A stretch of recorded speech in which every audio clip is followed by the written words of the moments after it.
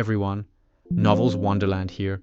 Thank you all for the love and support you've shown me and the channel. Tensura Reborn as the first Nephilim, Chapter 41-50, Chapter 38. Lucian looked on as Blake proceeded to have a small freakout at the revelation that he was considering the teen as the next king. Honestly, he was a bit surprised that the teen was so shocked at the fact. "Oh come on, who else could I trust with something like this?" he asked the hero to be with a teasing tone of voice. Blake seemed to sputter at that statement before collecting himself enough to respond. "Noctis or even Richard would be a good pick. I'm not king material," he shouted at his silver-haired brother. Lucian waited for the redhead to calm down some before speaking once more. "But I don't know those two like I know you. And who says you're not king material? Kind, courageous, and willing to stand up for the common people's needs. That's better than most rulers already," Lucian told the teen with sincerity in his voice. Blake still looked like he wasn't convinced though, so he decided to use his trump card. "Besides, if you don't think you're capable, just remember that I believe in you. Have I ever said you could do something if I didn't fully think you were capable of it?" It was midway through that Lucian remembered a line from an anime he liked some time ago. He grabbed his brother's hands and looked him in the eye while channeling the ultimate bro from anime as he spoke his next words. "It's okay if you don't believe in yourself. You just need to believe in the me that believes in," he said, and despite the corniness of the words, Lucian genuinely believed them. Blake just stared at him at those words before bursting out laughing. "Believe in the you that believes in me? What does that even mean?" Blake said while snickering at the absurd words. Lucian was just glad that his brother wasn't looking so surprised and putting himself down, so he gave the teen a smile and said his final piece on the matter. "All right, fine, I thought it was good. Regardless, if you truly don't want to do it, I won't force. I just sincerely believe that you would make a great king," Blake the Nephilim told him, getting silence in return. He decided to let him think it over for a bit, and was about to walk away after a few minutes. It was as he was getting up from his chair that the teen spoke up. "I'll do it," he said, voice firm and unyielding in its newfound resolve. Lucian looked at him at that, taking in his brother's form. The redhead looked firm, as if he had steeled himself for war. His shoulders were held as if bearing the weight of his decision, and his eyes looked determined. Despite having an answer to the question Lucian asked, "You're certain?" was what he asked the teen. "Yes," he began, "I won't let you down, bro. If you think I can be a king, then I'll be a king worthy of having their name carved into legend." Lucian smiled at him then, a sharp grin of ambition that the redhead returned. With a shake of hands they laughed to break up the serious atmosphere. "Well then, King Blake, I look forward to seeing you crowned," he said, "hope for the future." And after that conversation Blake went back to training. Lucian decided to talk to Ramiris while his brother went on to test his limits. Finding the fairy wasn't hard, she was still snacking on the sweets he gave her earlier. Once he found her, he cleared his throat to grab her attention. She looked at him in question with her cheeks puffed out with the sweets she was. Lucian chuckled at the sight before speaking up about what he came to her for. "Ramiris, I was hoping you would be open to making another deal with me," he said to her. The queen swallowed what she had in her mouth and regarded the strange man before her. She had never in any of her lives encountered a being like him.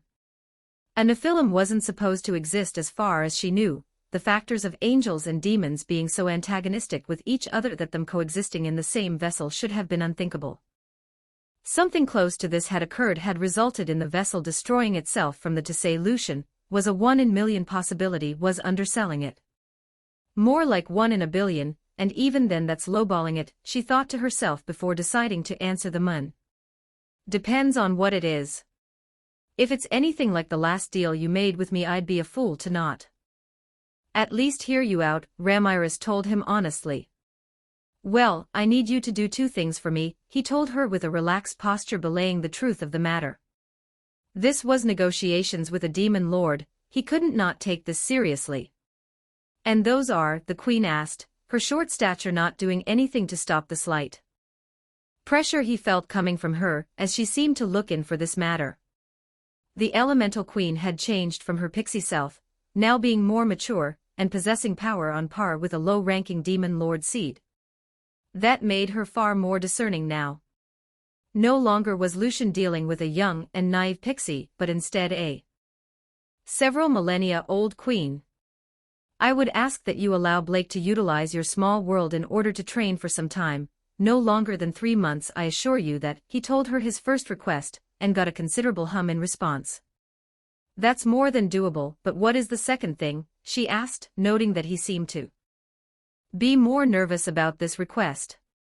Steeling himself, he voiced his request to the ruler of the elemental realm. I would like you to support a future calling of Walpurgis for me, Lucian told her. The fairy had not been expecting that. She was honestly quite baffled at him wanting such a thing from her. And why would you want that? She asked him seriously, her focus fully on him, and what he would say next. Lucian straightened at the near glare he was getting from the small, child-sized queen. I intend to become a true demon lord soon, and after I do so I plan to challenge the demon lord Carrion for his position among the demon lords, and as ruler of Eurasania.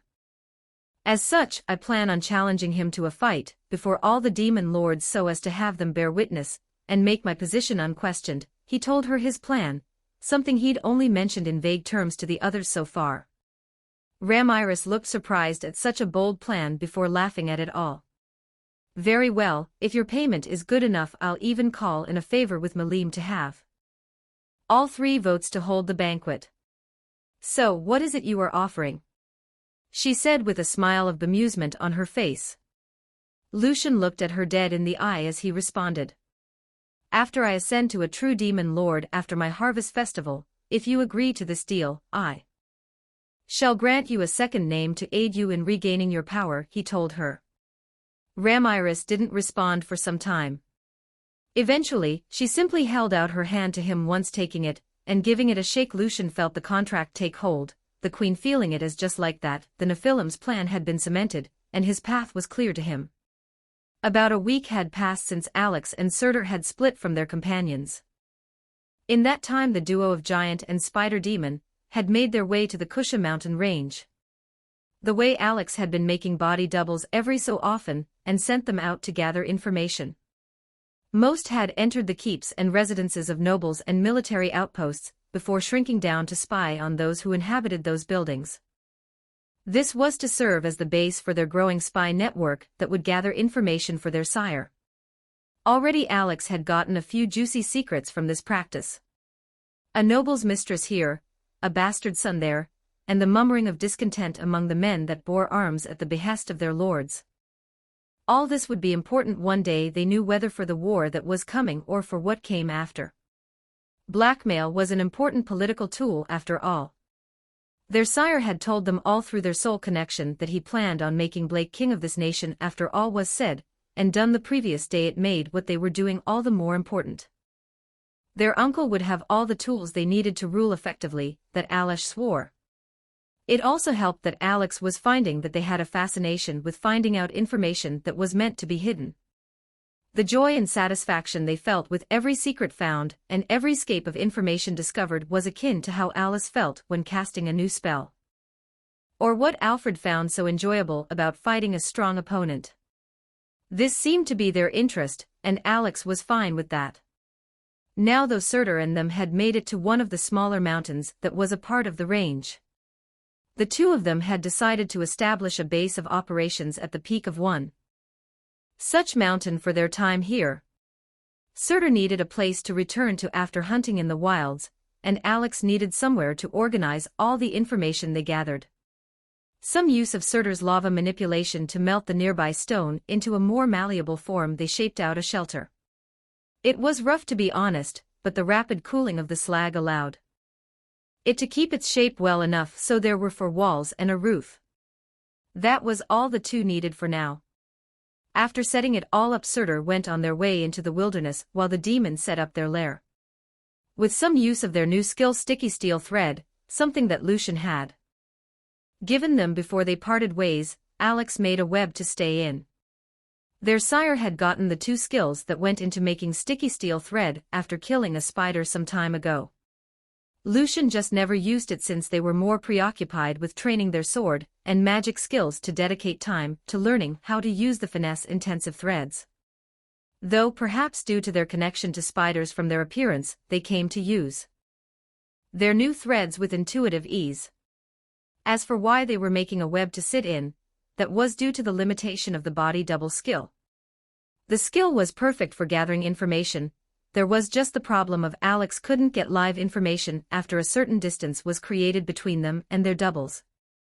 In order to get around this, they decided to use one of the ideas that their sire had imparted to them on how their threads could be used. So, using the shadow realm that the shadow motion skill used, they made threads that went through the shadows and connected to each of their doubles through the double's shadows. This allowed them to use the threads as a conduit to transfer information between all the doubles and themselves. So, by making a web that was made from all of these threads, by merely sitting upon it, they could be connected to each and every double that they had. Soon, my web shall catch all the information I need, the gray-haired demons said to themselves with a small chuckle. As a few days passed with them sitting in their web, occasionally making a new double to go out and follow a new lead, the spy had slowly gathered a few interesting bits of information. The main leads they followed were anything to do with the new king's plans for how to deal with their sire. It seemed the royal fool was gathering the forces of all their lords as well as a few mercenary bands from abroad. The latter forces were of particular interest to Alex for 2 reasons. The first was the fact that any overtly powerful individual among their numbers could be an unwelcome surprise. Second was the task that Alex had received from their lord: keep an eye out for the man named Yum, and if he shows up. Why their sire was so curious about some random human, Alex wasn't sure.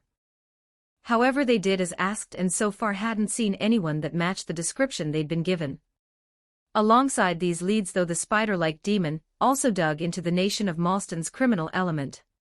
From the local crime families and drug traffickers to the slave markets that were given the blind eye from nobles and the knives for hire. These criminals would need to be dealt with in due time, but some of these shady activities posed an opportunity.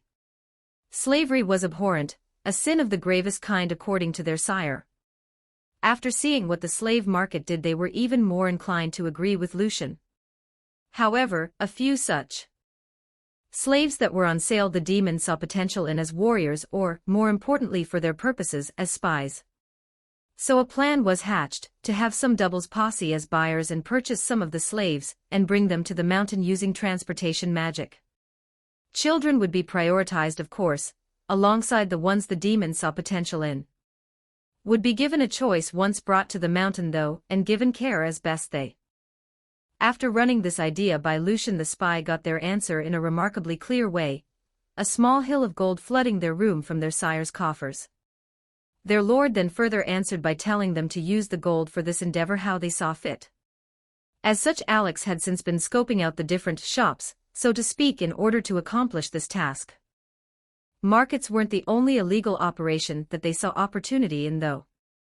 The hired knives that called the criminal underworld home were mostly unremarkable, or far too bloodthirsty for their purposes.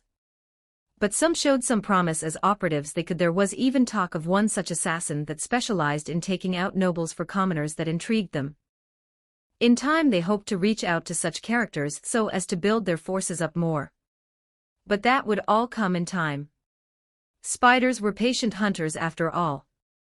Surtur climbed up the rocky path, now in his true form since he was far from any that he needed to hide from. Being in these mountains was a breath of fresh air for the man, like coming home despite never truly being here before. It was hard to explain, but the air felt better to him, the view looked better, and the presence of so much wild earth spoke to him in a way Surtur hadn't truly experienced before. A few monsters that called this place home had taken issue with him walking through their territories, but they were quickly dealt with. The variety of creatures found here impressed the half-ogre though. From giant mole-like monsters that burst from the ground to large ram creatures with stony horns, all these monsters were a new challenge to him. While Surtur wasn't a battle fiend like Alfred and Schurzwa, he was here for training. So he found each new challenge a fruitful encounter, a way to grow stronger so as to be of use to his master and friend. He'd also taken the liberty of storing the bodies of all that he killed in his spatial storage. His lord had given him this skill for holding supplies, but Surtur thought this may have also been something his lord foresaw him using it for. Lucian had impressed upon him the importance of giving respect to his foes in death.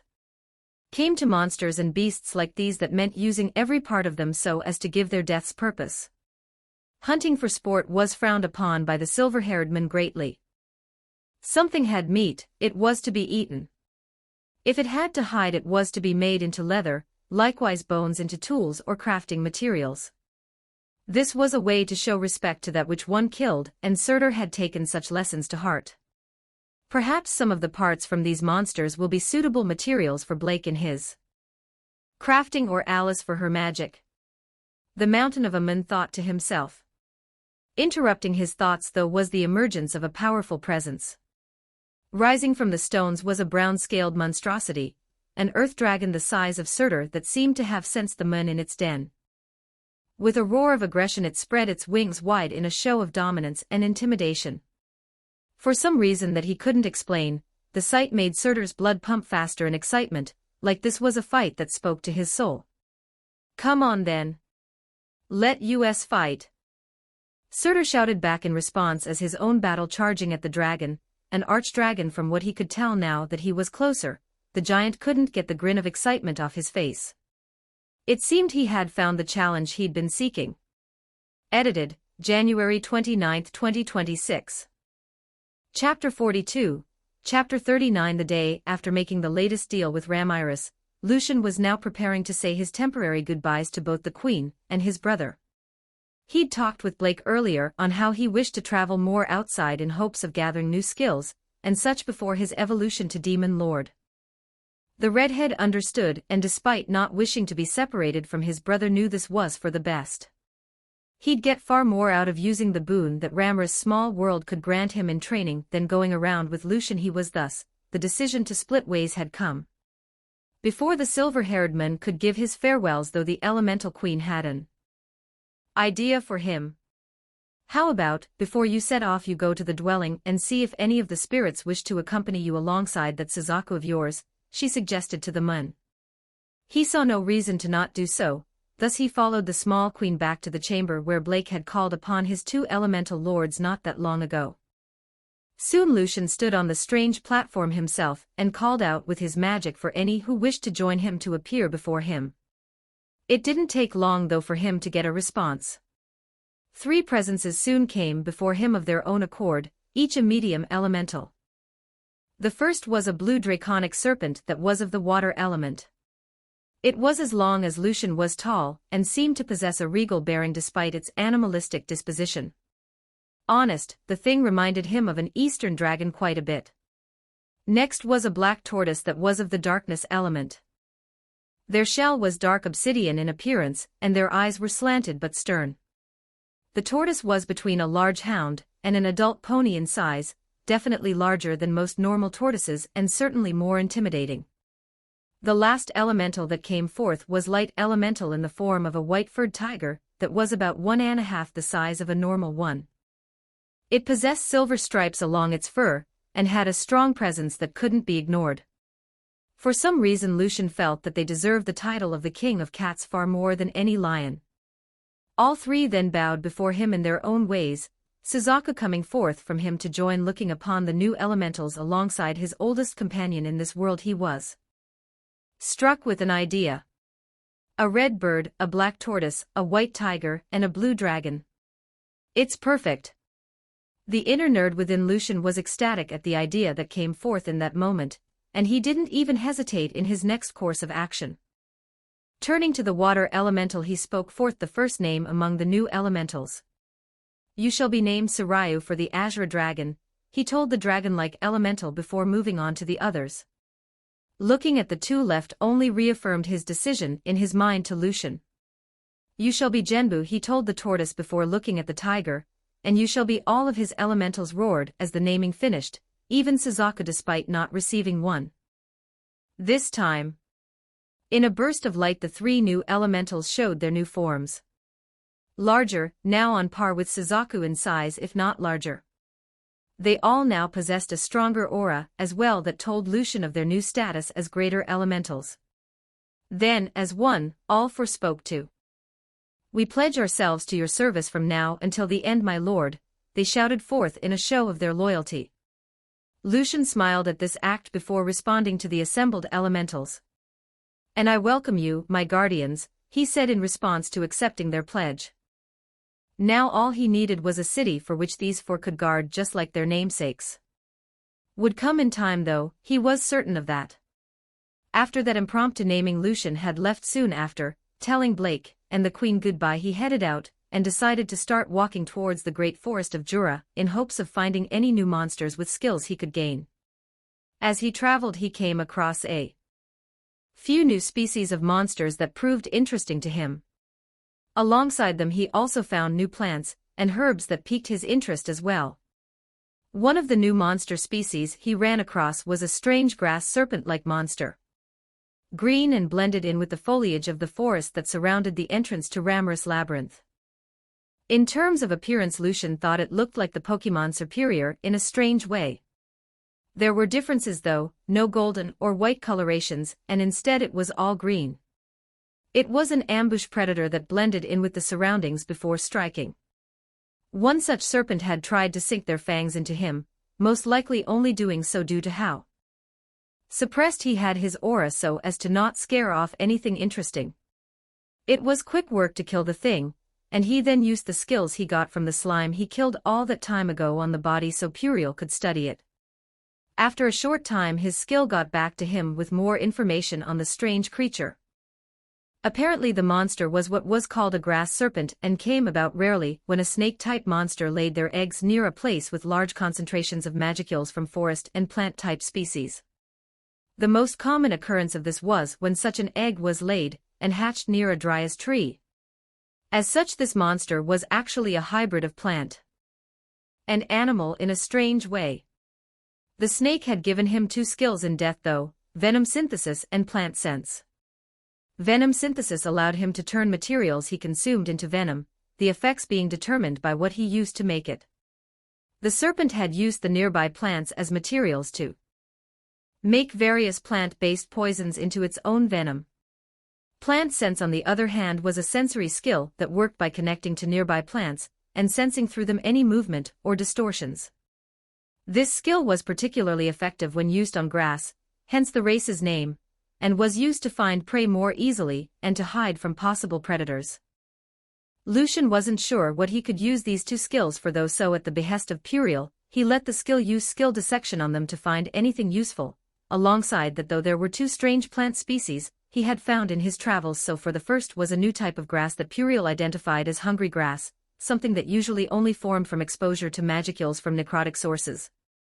The plant looked like normal grass, but in actuality it was a malicious and carnivorous species that drained life energy from those that walked across it. Should one die within a patch of it, the grass would rapidly devour the body and leave no trace in its wake. Lucian theorized that this patch came about from the slaying of an undead in the area, or from a wandering magic user using necromancy without properly caring for the area in the aftermath.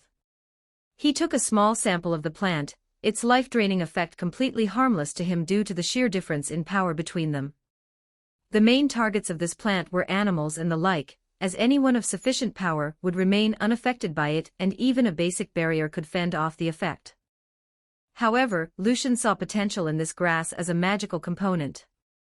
How it could be used he wasn't sure, but he was certain that Alice would have fun devising a use for it.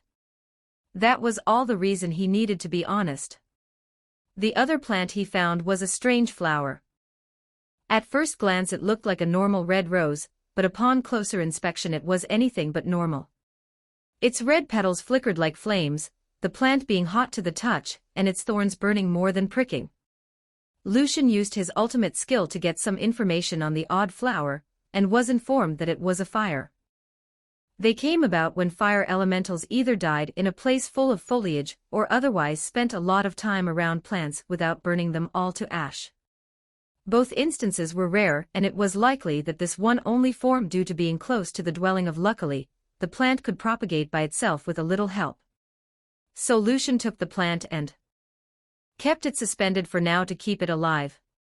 If nothing else, he thought they would make for some pretty and thematic flowers in his eventual home, though he imagined that they were going to be useful in crafting gear that channeled the fire element. Overall, he was happy with the things he had been finding in his travels so far, and he looked forward to what else he could find. Alice was finding the country of Malukshur to be both fascinating and annoying right now. It had been 3 days since she and Bulat arrived at the small nation by the sea. It had taken about a week or two to get there though, something only possible due to both of their near unlimited physical stamina when it came to something as simple as traveling. The fact she could store all their supplies in a pocket space also helped massively, of course. Arrived, they had been greeted by the sight of something neither had seen in this world so far, and for Alice never having seen them at all, boats. The city that served as the nation's capital was a coastal city, and it was one of the few countries that had any form of naval presence. The ships were small but well built, none of them serving any other purpose other than fishing. Alice knew why that was though, the ocean being far too dangerous for any military or transport vessel to be worth making. The ship's small size made sense so as to not ever risk having too many fish on one boat and becoming a tempting target for the monsters that lurked below the waters. Still, it was impressive that the nation was capable of having any form of dedicated and reliable navy, even with it all being for food production. This has made the country not only a destination for mages and magic users of all kinds, but also a must-go spot for any seafood lover. Some nobles even used the nation as a vacation spot to indulge in fresh seafood in the higher-end establishments. It was also a popular spot for some otherworlders, apparently, from what she heard the merchants say when walking through the market, many being upset at the lack of seafood in the wider world they found themselves in. Regardless, none of that served as the reason for her frustration at the moment. For a country that was said to be a mage's paradise, they were particular on who they allowed access to such knowledge. As such, she'd been stuck in tests these past few days at the local magic institute. Not even the magic tower itself, but what could generously be called a prep school. Wouldn't be so annoying if it wasn't for the fact that all the tests were so basic to her. It felt to Alice like she was being tested on basic addition when she could perform mental calculus with ease. It was infuriating to her, but more importantly to her it was boring. Didn't do well when bored, she'd found, Bulat even calling her cranky when she returned to their shared-in room after each day of tests. Perhaps this is what led to her next actions. The proctor/professor of the latest test was going over some revision before the test itself for the class's benefit, when he started to say things that were so utterly wrong about the casting of magic that Alice suddenly lost it. She stood up from her assigned desk, the action making the professor stop mid-word. The demon then marched up to the front of the classroom and proceeded to berate the man and explain just how wrong he was. And who in their right mind would say that someone can only cast a single element of that's absurd, and any caster worth their staff would know no such limit exists. Furthermore, an incantation is certainly not required to cast magic. Even ignoring the chant annulment skill, beings like elementals are known for casting elemental magic without any form of chant. She shouted at the man in her academic fury.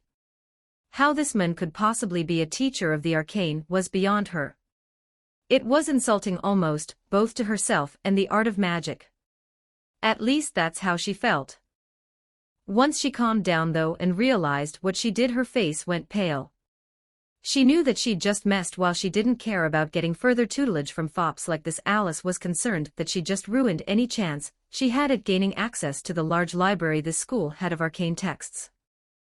That was her entire reason for sticking with this nonsense, for so she was then instructed to follow the professor out of the room.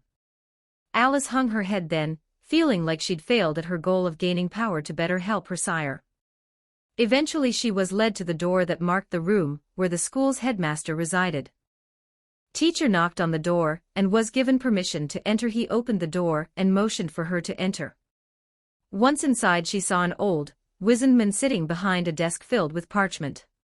He had a long gray beard and dark green eyes, no hair upon his head, and wore simple black robes. At his look Alice found herself fixing her posture without thought, as if this man was deserving of respect. Standing there she waited for either of the men to speak up. So, the one who brought her here began, "It seems we have a successful applicant here." Those words made her pause, unsure what the man meant. "Ah, so someone passed the true test then." "That's wonderful," the headmaster said, and Alice needed answers now. "What test?" she asked, only to get some chuckles from both men. Eventually the headmaster explained. "You see, we have a secret test when screening new applicants to our group. We purposely have them take tests with a proctor giving faulty revision information in order to see how they react. Should they not do anything, then that means they either know too little about magic and will require greater supervision while here, or they are not assertive enough to correct those that are obviously wrong and will need further help to believe in their own knowledge so as to not be swayed into making a possibly fatal mistake. Shouldn't stand up to the proctor though, then that means they both know their stuff and have the force of will needed in a mage of this institution," the old man told her. Alice looked baffled at that explanation. Why these mages thought this was the best idea she had no clue. She was glad it seemed like she wasn't getting kicked out. "Can I see the library now then?" she asked hopefully, getting some laughs from the others in the room. Before her now former proctor agreed to lead her to the repository of it seemed she would finally get on track to learning all she could, and the black-haired demon was more than happy about that. Lucian was getting closer to the Jura forest now after a week of traveling. In fact, he was currently surrounded by trees and foliage on all sides, though was about a day's walk from entering the forest proper. A few more monsters had taken the chance to attack him in his travels, and he's taken the chance to gain more new skills in return. It was proving to be a productive journey so far, but it seemed he was now coming across a small complication. There was something watching him, and even with all his sensory abilities he wasn't sure from where.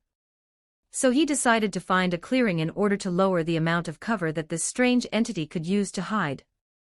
Once he found one, Lucian walked into the dead center of the small grass-filled area, and waited for a few minutes. Sure enough, the odd presence grew closer but still seemed to be hiding in the tree line. The Nephilim didn't want to keep this strange game going though, and so he came to a decision on what he would do.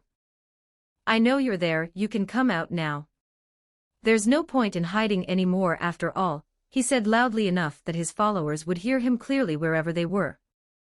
After a few heartbeats, the brush to his right rustled as a creature came forth. It was a three-tailed fox, something that was called a nine-head in this world from what Lucian could. However, unlike the one that was currently the thumb of Clayman's 5 fingers, this one had blood-red fur, a crimson color that stood out greatly.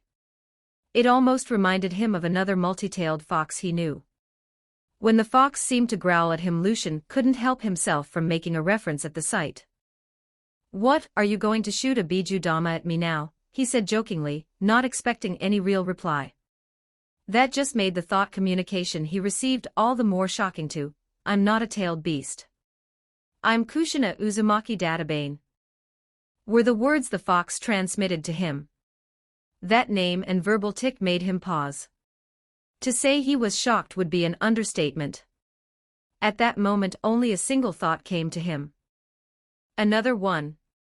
Edited, January 29, 2026. I have recently mad Trian that grants access to the next 2 chapters early as well as access to a Discord as well. PA Trian/random note, after you remove the spaces. Chapter 43, Chapter 40.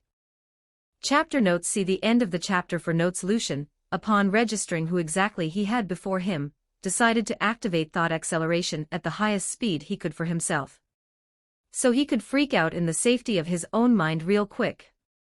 What the hell is the mother of reincarnated Ninja Jesus doing here? More importantly, how is she here? The Naruto universe is supposed to be in a whole other multiverse from what I know, what with all the Otsutsuki clan members doing their dimension hopping or whatever. Does this mean my omniverse theory was right? Wait, maybe I'm panicking for nothing. Let's check first, he thought to himself, panicking at the implications before firming his resolve to verify if this was who he thought it was. Are you the same Kushina Uzumaki from the Hidden Leaf Village? He asked the strange red fox with 3 tails, honestly her race being the least concerning part of meeting her. The fox's tails perked up at that, as if excited that someone knew her. You know of the hidden villages. Ever since I found myself in this strange form, I haven't been able to find my way back, or break this weird ninjutsu. Do you think you could help me find my way back? She answered him using thought communication, dashing his hopes that this was some weird coincidence. It took a moment to fully comprehend the entirety of her words, though the tone of hope that was in her voice was impossible to miss. In short order a few things started to click into place for Lucian, and he couldn't help but feel bad for her. She doesn't understand that she's in another world, does she? From the fact that her race changed so drastically, she likely reincarnated here like me, meaning that she most likely died to the 9 tails after giving birth to Naruto. The stress of it all and dying probably made her uncertain about what's going on. Plus, with the strangeness of her universe, and if she has just been in this forest, she thinks that some new ninjutsu was used to transform her into a fox. Lucian concluded what was likely to have happened to the now red-furred fox. He considered her for a moment, somehow able to see the inkling of hope in her fox face. Was strange to see an animal so emotive, but after being around Suzaku it wasn't too odd to still. He wasn't looking forward to breaking the news to her. Have you left this forest at all? He asked instead, wanting to know just what he was working with here. The small fox looked at him oddly at that before sending a thought communication to him. No, why do you ask?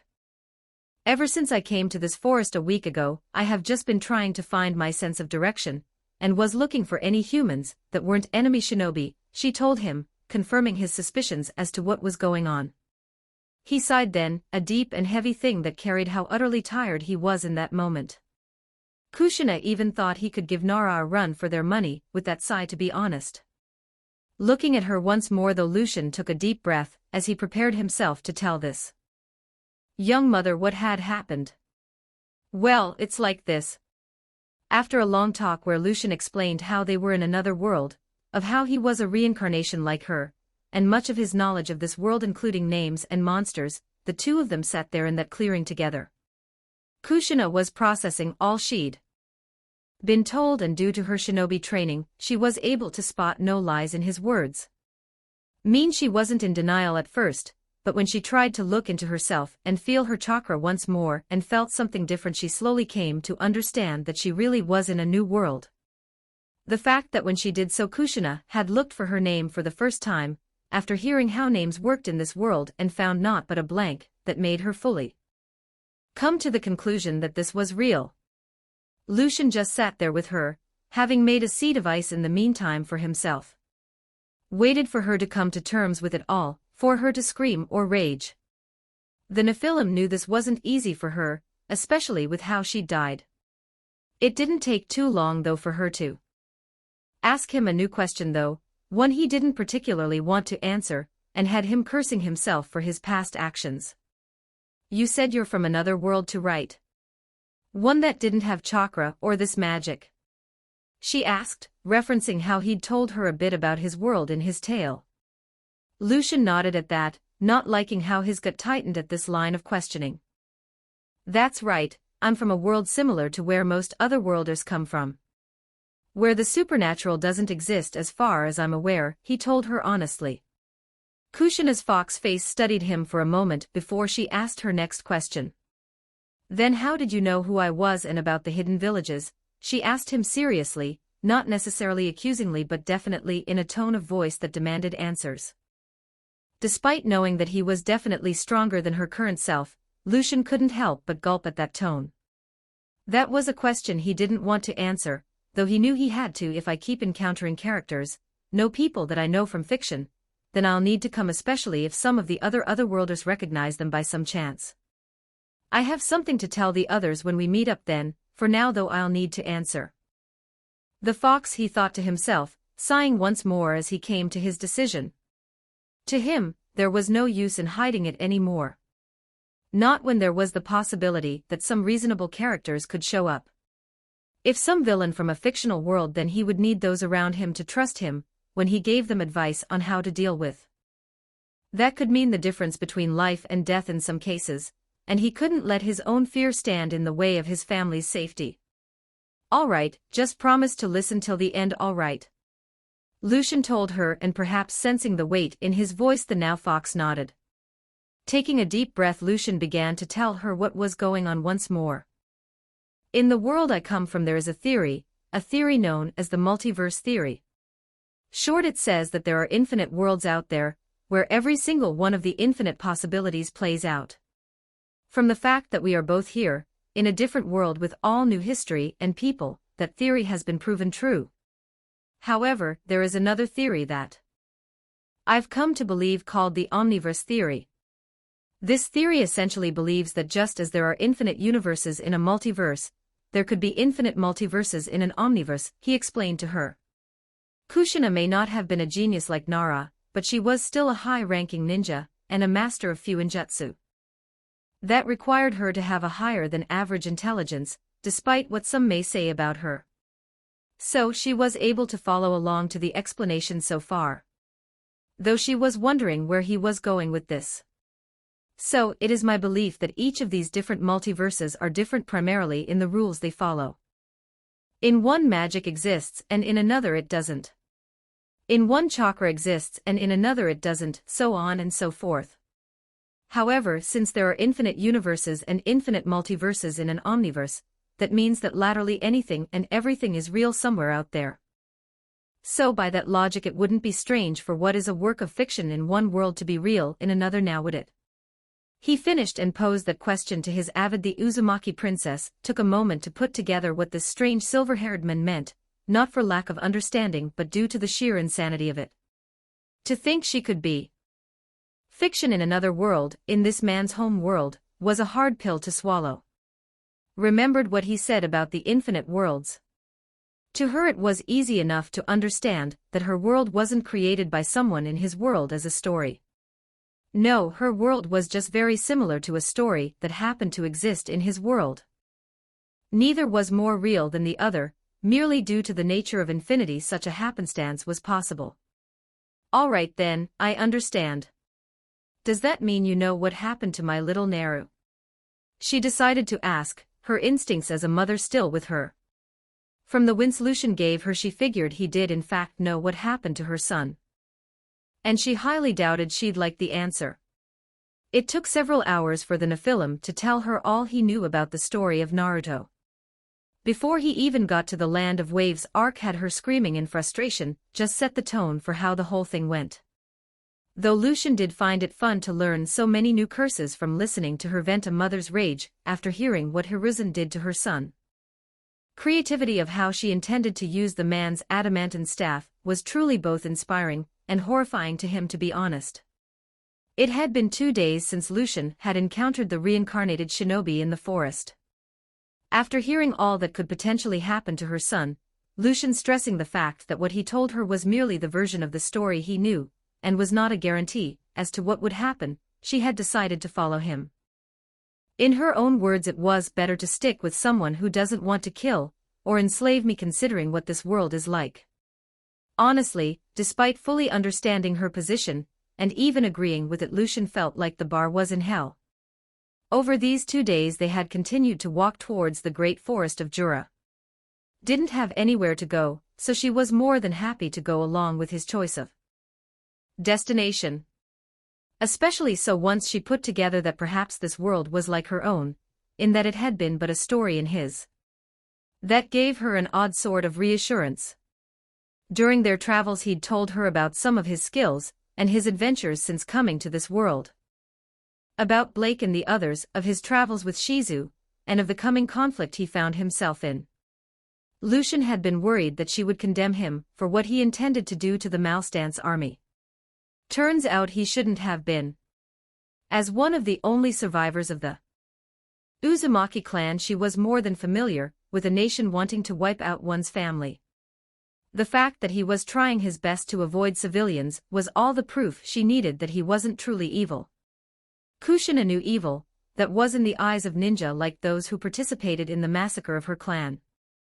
The Uzumaki clan wasn't just fully grown ninja after all, there were children and elderly. Even those who had never so much as picked up a kunai were slaughtered for merely the crime of having the last name Uzumaki. The fact that the villages of Stone, Cloud and Mist had even started killing any with red hair and violet eyes suspecting they could be Uzumaki survivors only showed how wicked they were to her. So no, Kushina didn't condemn him at all for his plan. If anything, he was likely doing that nation a favor in the long run by intending to put Blake in charge, someone who'd look out for the common people more than profit. Besides that, though, he'd also told her about what he knew of her new race of 9-head. When he told her that she should be able to summon forth what were known as tailed beasts. Using 2 of her tails, she laughed at the irony. Having tested it one night, they found that her current 2 beasts were a tanuki and a cat. The tanuki had brown fur and seemed to love digging down into the earth, while the cat was blue in color and possessed a faint fire attribute from what Lucian could sense. Kushina had also told him of her unique skills after she went looking into them. She didn't have something like Soul Sage to tell her what they did, or even that she had them, so it took her looking within herself to find them. It turned out that she had 2. The first was a skill called Kitsune, and it allowed her to control the elements far easier, especially wind, water. Those 3 were her chakra natures in the case of wind and water, and the nature that the 9 tails was most associated with as well in the case of fire. It seemed that her being the vessel for the Biju had given her the fire element as a result. The Kitsune skill also allowed her to make illusions, switch places with people and objects, and make clones of the 2 of them. Concluded that the skill was formed from her shinobi skills, and her being the Jinchuriki of the 9 tails. The subskills for the skill were fire manipulation, water manipulation, wind manipulation, body double, spatial exchange, and illusion creation. Her other unique skill was the skill sealing chains. This skill lets her make incredibly strong chains out of spurtrons that can suppress the use of magic, and skills of those enchained with Kushina could also use the chains to cast magic, and as an extrasensory organ as well for spying and such. It had the subskills magic aura, universal perception, and spiritual chain manifestation.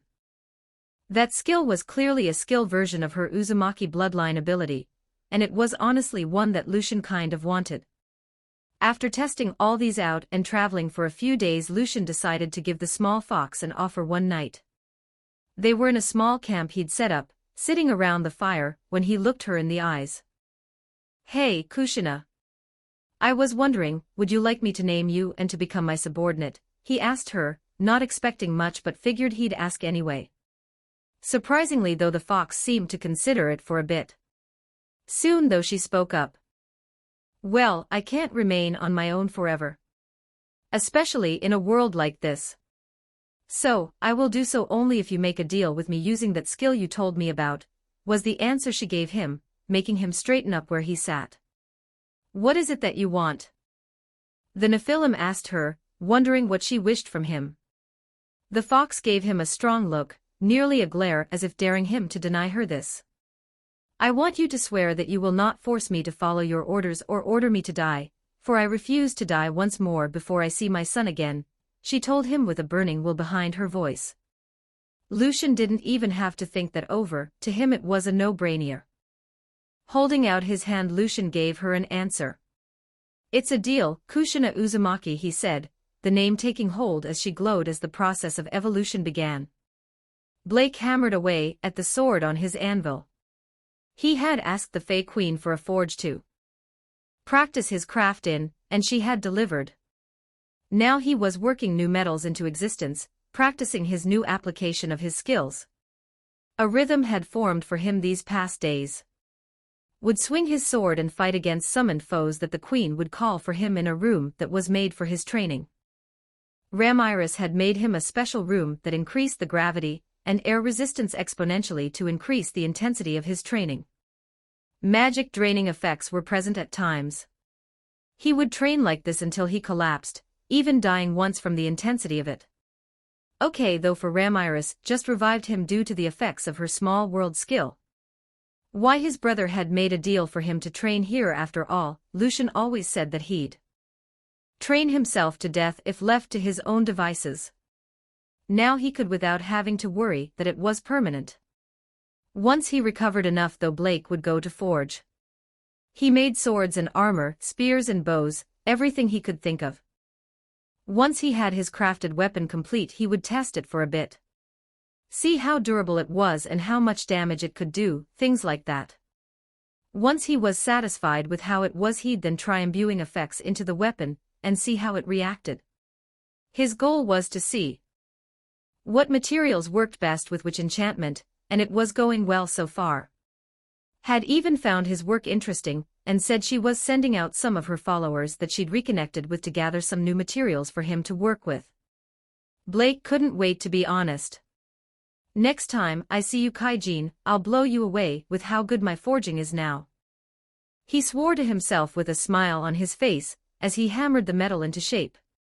Edited, January 29, 2026. Chapter End notes. I now have Trian that grants access to the next 2 chapters early as well as access to a Discord as well. PA/random note, after you remove the spaces. Chapter 44, Chapter 41. Chapter notes. See the end of the chapter for notes. As the glow around her died down, Lucian got a look at Kushina's new appearance. Was she a fox with 3 tails but instead had taken on a humanoid form? However, there were quite a few noticeable differences. In general, she looked like how she did in the scenes from the Naruto anime, though more real, so to speak. Crimson red hair that went down to her lower back, and a buxom figure. But where her hair ended, 9 fox tails sprouted out from where her tailbone would be. Her tails were the same red as her hair, and it almost made him miss the fox-like ears that now sprouted from her head, as they shared the same color. The fox ears and tails weren't all that was different though. Kushina's violet eyes now possessed a vulpine slit in them, and her nails were a red like her hair and tails. The nails seemed thicker to his eyes. If he were to guess, they were now capable of extending into sharp claws for use in combat, should the need overall though. She looked like Kitsune from folklore in many ways. Fitting, he felt. Well, this is certainly a different feeling, Databane. Though I can't say I don't like it, the now womanly Kushina said, no longer needing to rely on thought communications to speak. Glad you like your new form. This should be more in line with what you're used to after all, Lucian said at that, a bit surprised that she hadn't just gained the extra tails. The one known as Kushina Uzumaki was formerly human, and thus immediately took on an appearance more in line with her past human form. She is still of the race known as a Nine-Tails and is capable of entering a vulpine form, however his sense of self is more in line with a humanoid body, and thus what she considers her true form is different than a normal member of her race, Puriel told him after sensing his slight confusion. He nodded at that, finding that it made sense for such to be the case. Seeing as the redhead woman stretched her arms and legs out as if getting reacquired with the limbs, Lucian took stock of the clothes she was wearing. It seemed that an unconscious use of her illusions was used to make a garb reminiscent of her housewife outfit that he'd seen her depicted with. White sundress-like garment covered with a green apron. Though he could easily tell that it was in fact an illusion, so he used the material creation part of yang manipulation in combination with Puriel guiding him in making it Kushina's size to make some clothes for. I'll be over there while you put on some real clothes, he told her as he laid the clothes on the makeshift chair on which he'd been sitting. Lucian got a smile of appreciation at that before he headed into the woods. He had no desire to make his new subordinate uncomfortable after all, he wasn't Jiraiya after all. It took a good few minutes before he heard her call out to him telling him she was fully dressed now. Nephilim entered the clearing once more and took in Kushina's new garb. She was now dressed in a red kimono with a purple sash around her waist. Comfortable and sturdy shoes were on her feet as well, and her hair was tied back somehow. The kimono was not a regular one though, being made of highly durable materials, and the fabric being of a more fluid cut allowing for more maneuverability without risk of a wardrobe malfunction. The style was more something that his skill had produced than his own design. Lucian simply had what he wished for it to be like, and the angelic skill did the rest. Thank you for the clothes. It's not something I'd normally wear, but I can tell it won't hinder me in combat, Kushina told him with a smile, the combat applicability meaning far more to her than style it seemed. Lucian figured that was her shinobi mentality more than anything, valuing combat utility more than something else. Survival was the priority in her world, the tales she'd told him making that abundantly clear. Unsurprisingly, her war-torn world was quite a bit bloodier than the anime and manga depicted. Even Konoha was quite a bit more savage despite being the quote-unquote good guys. The Leaf Village was a military dictatorship after all, those weren't known for their mercy. It did make things easier for her though to adapt to this world, more so than someone from the modern world he knew. She was a woman who'd killed, and would again should it be necessary. With that in mind though, he was a bit curious as to her current capabilities now that she had regained a form more akin to what she was used to. "You're welcome, it's no problem for me to make you some clothes. You're my subordinate. Taking care of your needs is my responsibility now. If you wish for something in a different style, just let me know. I'll do my best to make something more to your taste should you wish," he told her first. The fox woman nodded at that before responding. "I appreciate that, but this is more than fine for now," she told him, her voice genuine. "Well then, with that all said, I was wondering if you'd like to test out this new form of yours. A little spar to see where you're at now. Sound good?" he asked her, and got a savage grin, and that was all the warning he had before spectral chains burst forth from her body and came right at him. Only his incredible sensing abilities allowed him to react in time. The veracity made him grin though. Alfred wasn't the only one who enjoyed a good fight after all. Enough, the area around them would be marked with the effects of their spar. Alfred was grinning from ear to ear at the scene before him. Both he and Shurzwa had arrived at the border of the Badlands just the other day, and they had already encountered a good few. First there was a strange desert dragon that had sand powers. That thing had been tough to fight, its sand manipulation making visibility a pain. After that monster though, the two men engaged quite a few more foes. From sand elementals gone mad from the magical radiation of the land they came from, to a giant scorpion whose poison was strong enough to give both of them pause. Now though they were fighting something new, a giant worm-like monster that would dive into the sand like water and re-emerge to attack them. It was a behemoth of tough flesh and sharp teeth. The blonde next to him said something about dunes and space worms while they fought it, but Alfred was just having fun fighting such a colossal beast. The worm seemed to have a strong form of magic resistance that it likely gained to survive in the Badlands, that made several of their magic-enhanced attacks do next to nothing against it. Its hide was also resistant to physical attacks as well, though not as much as when against magical attacks.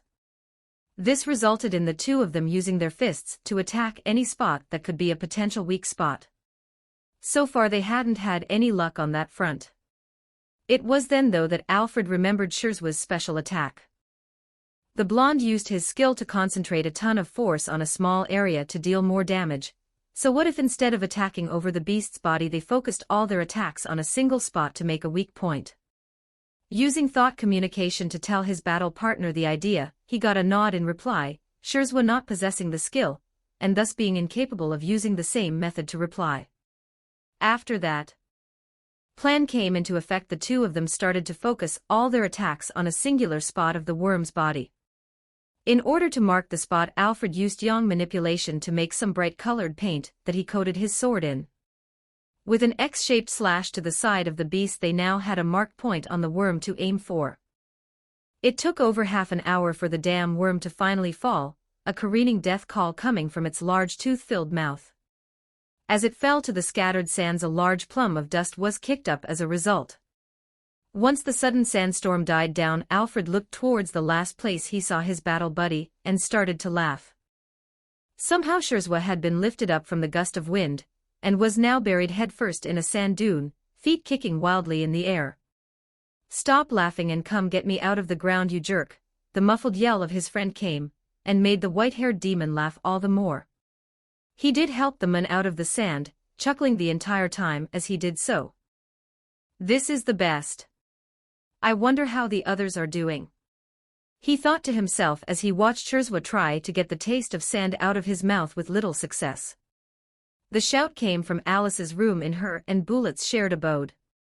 Bulet himself just sighed at the woman's antics, glad that they no longer were in the Inif. Only because there were less people to complain at the witch's outbursts. He had taken a few monster and bandit hunting jobs while she studied at that school for mages and gathered enough funds to rent a small place for their time here. The black-haired girl had pitched in as well, having gotten a small payday from healing a few people at the school's medical ward. Turned out that the school let anyone with sufficient skill in the healing arts sign up to work at their medical ward where citizens could come to get treatment. Considering that she could reattach recently severed limbs, now she was in high demand, and was paid well for her time. None of that though was the reason for her current frustration though, that he knew. His charge had taken on a few magical projects since gaining access to her school's library, and each of them could elicit such a reaction he knew. From what the Hundredman Slayer knew of, there were 3 main projects Alice was working on, something he only knew because she sometimes just needed someone to talk about her ideas. The first was looking into holy magic and the mechanics behind it, specifically what was needed to allow her to use it. That had resulted in a few roadblocks so far that made her want to pull her hair out. Second was looking into combining different schools of magic into one. Particularly she was trying to find a way to combine aspectual magic and elemental magic. From what he understood, both systems of magic allowed for something like a fireball spell. However, when it was done with aspectual magic, it was magical fire that was inherently different from natural fire. Elemental magic on the other hand used natural fire, but it was far more limited.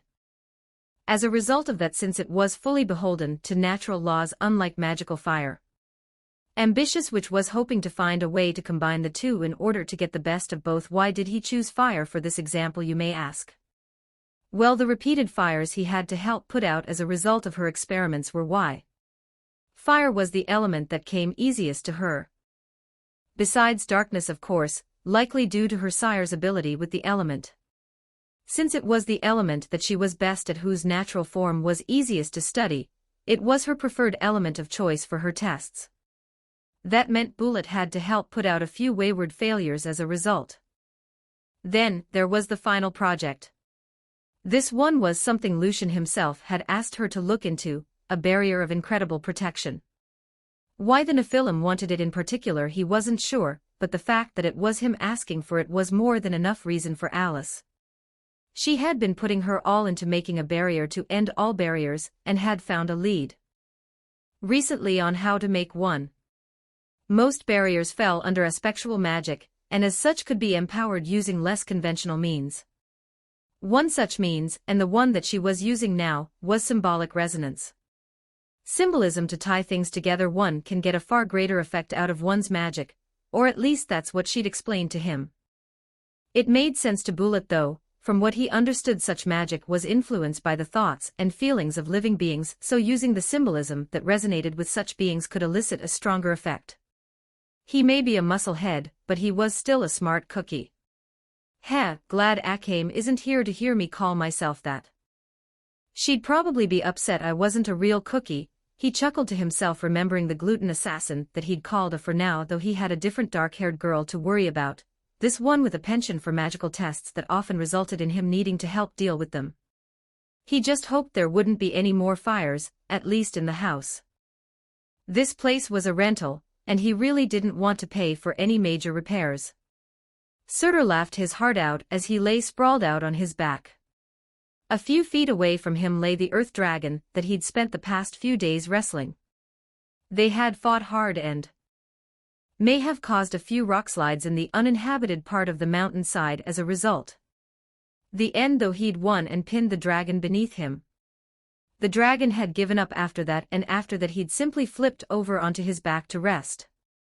Thus leading to now, where he was catching his breath as he looked up at the sky. Groaning as he did so, Surtur got up and looked down at the dragon. He's had so much fun, the half-giant thought for a moment before coming to a decision. You were one hell of a good fight. However, I have won. I do not wish to kill you though, you were too much fun for that. Do you think you'd be okay following me from now on then? He asked the dragon. Despite its more animalistic level of intelligence, it seemed to understand what he was saying. After a moment of consideration, the dragon lugged itself before him, and bowed its head in submission. The earth dragon was a proud beast, but after fighting this large man for all these days it could firmly say that serving them would be no insult. This seemed to be understood by Surtur, as he laughed aloud at that and put his hand on the dragon's head in comfort. Very good. Then as such, in recognition of you now serving me, I shall give you a name just as my master would. I name you Ignis. He shouted out, watching as the dragon was surrounded in a red glow and roared in joy. During all this neither noticed the white-winged man watching on. That same winged man flew off soon after seeing the naming take place. Much on his mind, in a few minutes he arrived at the entrance to his village atop the mountain peak. Walking through the strange mist he entered the pocket dimension that served as the Tengu's. With a brisk pace he went to the village leader's home, and bowed before Keed, the village leader and elder. Her hair may no longer have any red left and only white remained after giving birth to the princess, but she still commanded respect. This man was a Tengu scout, sent to investigate the disturbance from further down the. Now he was here to report his findings, and he had much to report. After following the battle between that strange giant of a man and the earth dragon for 2 days, he was able to witness the great power of both. The dragon had been known to them before, of course, but it seemed that it grew stronger throughout its battle with the newcomer. Not too surprising, as dragons were known to grow through combat, but the extent of which was what was somewhat surprising. The large man though showed something that made him worry though. His ability to call forth molten earth from wherever he wished was a grave threat, to say the least. For a people who lived at the peak of a mountain, such an ability was terrifying in its implications. That, if he could make lava sprout forth from the ground like that, what would happen should he grow stronger? Perhaps growing to such a level that he could turn their sacred mountain into a volcano. Such a thought was frightening to him, and from the look on his leader's face it was to them as when he told her all this, as well as the naming and all the men had said. She looked as though deep in thought. Such a being is in the service of another. Yet he himself is strong enough to name a dragon, albeit one close to becoming an archdragon from the sounds of it. That is greatly troubling, she said consideringly. It seems I may have to descend this mountain soon to speak without new neighbors despite my weakened form, Keed thought to herself, Momiji being too young to be tasked with such. She sighed before dismissing the scout, thinking about how best to handle this new development. She just hoped it would end well. They already had to deal with that pesky bird after all. They didn't need more enemies. Edited, January 29, 2026. Chapter End Notes. I have a Patreon that grants access to the next 2 chapters early, as well as access to a Discord as well.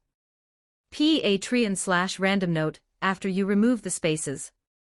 Chapter 45, Chapter 42. Chapter Notes. See the end of the chapter for notes. It had been about a week since Lucian encountered Kushina in the woods, and the first month of the 3 he'd bought himself was nearing its end soon. The 2 of them had utterly destroyed the area they sparred in after she had gained her new form, the Nephilim being impressed with her use of her chains. The former shinobi had also used her experience with ninjutsu to utilize some crude elemental manipulation using her skills. However, she still lost in the end when Lucian used space manipulation to get behind her and use her own shadow to bind her. In response, she told him it was unfair that she apparently now had to fight Inara with the Flying Thunder God technique. Though Kushina took her loss well enough after her complaining ended. The redhead was far more relaxed than he'd been expecting. He'd thought she'd be a hothead like she was portrayed as in some of the stories he knew, but it seemed that experience in the Shinobi World War and settling down had calmed her personality. Not to say that she wasn't still a bit hot-headed, it was just far less than Lucian had been thinking. He'd seen her get worked up when he had to tell her that ramen didn't really exist in this world. The look she'd had on her face when he told her that one could be mistaken for thinking Lucian had told her that her god was dead. The sheer look of utter devastation that she had at that information being told to her was honestly quite humorous to him at the time.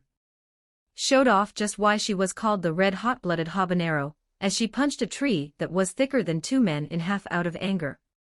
On the plus side though, that had resulted in them not needing firewood ever since. Overall though, much of their time since their spar had been spent traveling in peace. Made conversation, him telling her what he knew of this world with her telling him more about her own. They also sparred every other night and fought off the occasional monster that came their way.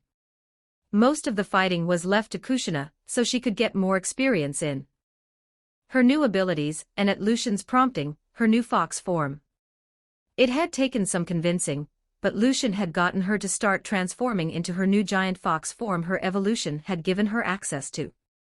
The Kunoichi was hesitant to use the form due to her experience with the Ninetales, but saw the use of at least knowing the basics of how to fight in that form should the need arise. Her giant fox form currently stood at around 10 feet tall with proportions to match. Large form that looked identical to her previous smaller form, except for the extra tails and larger size of course. She was several times stronger physically though her finesse suffered. Was important for her to get used to the form though, her increased size potentially proving useful in certain situations. The fact that he told that she potentially grew big enough to outshine her former sealed beast and bully the guy should she ever see him again, was just some motivation on Lucian's part. During the time they stopped to rest each night, the red-haired woman wrote in a notebook that he'd made for her with a pen that he'd also made. In it she wrote theories to test and potential Fuinjutsu sequences. She never activated any of them though, in major part since she didn't have any proper ink or paper for the art. After telling her that the closest equivalent to her clan's art was engraving magic, Kushina had become determined to recreate Fuinjutsu in this world. However, she was waiting to test anything until in a more secure environment, the practice could be volatile normally when trying out something new without the proper precautions. The fact that she was in a world that used magic instead of chakra only added an even greater chance of making a terrible mistake even with the most basic of her seals. So that combined with the lack of properly conductive materials left her writing down theories and ideas for Lucian thought that this could be interesting, an additional kind of magic unique to them, and theirs could prove useful. Plus, Alice would probably be fascinated at the idea. Now though they were walking through a denser portion of the forest, having entered the great forest of Jura just 2 days past. However, they were stopped in their journey after both of them heard something that made them wary. Panicked buzzing and the growls of "You thinking what I'm thinking?" Lucian turned to his new companion and asked while motioning in the sound's direction. Kushina grinned before racing off, only her words remaining with him. "Last one there makes dinner," she had shouted before taking off, leaving a bemused Nephilim in her wake. Lucian took after her with a smile of his own after that. That cheeky fox, he thought with a laugh as he caught up to the nine-tailed woman. Arriving on the scene, Kushina took stock of what was happening. There was a newly made clearing, fallen over trees hinting at the area's previous forested nature nearby. Within this freshly made clearing were a few creatures. The first that she noticed was a bright yellow insect-like creature, seemingly a giant bee if she had to guess. The bee was laying on the ground, hurt severely and bleeding while leaned up against a sole remaining tree. Extremely large yellow construct that was somehow still hanging onto the tree despite its broken form. It seemed that the thing had been defending its hive. Across from the bee though was a pack of what looked like skinny hounds of inordinate size. Upon further inspection, Kushina realized that these weren't hounds but instead coyotes. Jaws dripped from how greatly they salivated, and the five had a menacing aura around them. These beasts seemed entirely devoid of reason or intelligence, unlike some other monsters and beasts she'd encountered that seemed almost akin to a summon from her home world. Not for their large size, she'd have thought them normal coyotes to be honest. Her travel companion showed up but a moment after she catalogued all this. Once arriving, he seemed to do a scan just as she had done, taking stock of the situation they had come across. Kushina waited for him to make his decision on what to do, having agreed to let him call he was her employer in a way after the naming after all, so she'd follow his lead. Strangely, his eyes seemed to widen upon looking at the bee. Then, even stranger, he grinned before telling her the plan.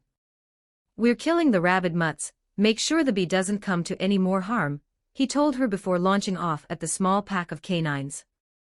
She just shrugged and followed after Lucian at that. He had seemingly decided to tackle 3 of the 5, leaving her 2 to take down. With a high kick she sent the first of her foes flying into one of the trees that served as the boundary in this clearing. When it didn't stand back up, she moved her focus to the other one. Seeing it back up in fear was almost enough to make her reconsider killing it. The key word there being almost. Channeling some of this strange new energy called magicules into her fist, she kicked off the ground and punched the coyote in the face. From the cave in the skull of the beast, after that she would deem this usage of her new abilities a success. With a quick use of fire, the blood on her hand was boiled off in order to clean it. The redhead then looked to where her companion was, and saw that he'd likewise taken care of the beasts he had to deal with in the intervening time. Lucian had chosen to not use his fire and instead had mixed it up with the usage of ice to take care of them. The spiked sculptures dyed red with blood were evidence enough of that. Her new leader was a scary man when he wanted to be, after all. The fact that he could manipulate so many elements so well with so little training was frightening to her, having only heard of such progress being made by prodigies in her home world. Shaking herself of those thoughts, she walked over to him. Regardless of how terrifying his growth and strength were, the fact that according to him he'd soon be growing in power massively should all go to plan. Being more so, he was a kind man she had found. May have thought her a threat, this young man had instead offered her help in her new circumstances. Where one may have sought to exploit Kushina using the knowledge he possessed of her, Lucian instead was truthful and offered sympathy for her losses. Was someone who she would tentatively deem worthy to follow, though the Uzumaki thought herself a good judge of character. He was certainly a better man to follow than the old monkey, it seemed. She'd always had reservations about the man, having felt more like a weapon than a ninja in his eyes. That he kept Danzo around didn't help matters. After being told all that Lucian knew of her world, or at least a very similar version of it, she found those feelings more than justified. Already Kushina had her blood boil at how Hiruzen treated her baby boy, but when she heard what all Danzo had done, she felt sick. In her mind, his nickname of the old warhawk was inapt, and something like the corpse-picking buzzard was more fitting. For he was a grave robber of the greatest extent and desecrated the bodies of so many. It may not be that way for all shinobi, but the Uzumaki respected the bodies of the dead. They had made a technique that summons the freaking Shinigami for Kami's sake. They had to have a healthy respect for the dead after that.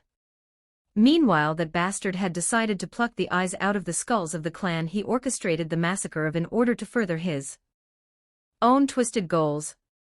So yes, compared to the last man she called a leader who was friends with someone like that, Lucian was a massive improvement.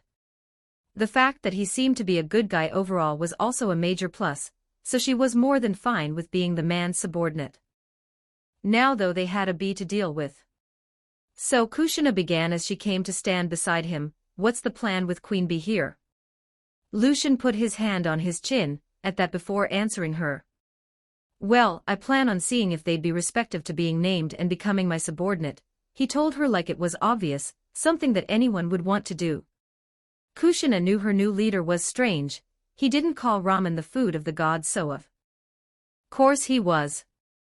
But she didn't see what would make him think a bee, no matter how big, would make a good subordinate. She knew how valuable insects could be on the battlefield. She knew an aburame, and had seen them in action before. However, a bee this size wouldn't really be of use for things like that, and they seemed pretty weak if a pack of regular coyotes could take them down like this, even if they were bigger than normal. Well, this bee is an insectoid, a race of magical beings with incredible potential. In fact, I know of one that grew to the power of a demon lord, Lucian told her, giving her a look at that last part. It didn't take her long to understand what he was getting at. It seemed that he knew of this race's potential from his knowledge of this world's possible future/counterpart. That made a lot of sense to her. If he knew of such a thing being possible, it's only the logical course of action to try and get such potential on his side and under his banner. Plus, she'd been injured and I can't help but feel a little sorry for her, he said. The fact that he knew it was a her was not even surprising in the least. The Ninetails sighed at that and hid a small smile at the man's words before making a shooing motion. The man grinned and walked up to the bee before kneeling to be more at eye. Then he started to speak to it as he pulled out a healing potion and a bar of metal. She was an insectoid, one of the weakest in all the world. A bee subspecies who had been born one of the rare queens.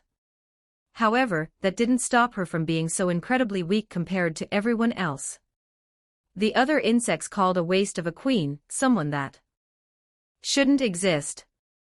And the truth was, she believed them. After being ridiculed for all her life, even attacked by her fellow insectoids as well as the occasional mystic beast, she had decided to be on her own. Safety in numbers meant nothing if those numbers didn't care if you lived or died after all. So the bee wandered the emptiness of her birth world, searching for something that she couldn't name. All her life she'd felt this pull, this longing for something that didn't exist in any proper quantity in the realm of her eventually though. From her wondering she felt a large source of this strange energy. Unbeknownst to her this energy was life energy that she was sensing. The queen bee had been born with the exceedingly rare detect life extra skill that let her sense life in an incredible range. This included the ability to sense different kinds of life, such as plants or animals, and how strong the source was. All the bee's life she'd been searching out a large concentration of life energy, specifically from plants. However, with the utter lack of things like elementals or dryads in her birth world, there hadn't been any true concentration of it. It was in that moment though that she felt more of the strange power than ever before. Was drawn like a moth to a flame and rushed after it. Then, before she knew it, she was in an entirely new world. Surrounded by towering trees and abundant life energy, she finally felt so the young queen decided to try and finally make herself a hive, a home. While she lived like that, having built her hive, and sending out worker bees to collect ambient life energy that naturally was emitted and lost from the surrounding forest. Plants were harmed, if anything it was akin to taking in the leaking energy that all life leaks. In exchange her workers through her helped in propagating the plants, allowing them to grow in greater abundance and health.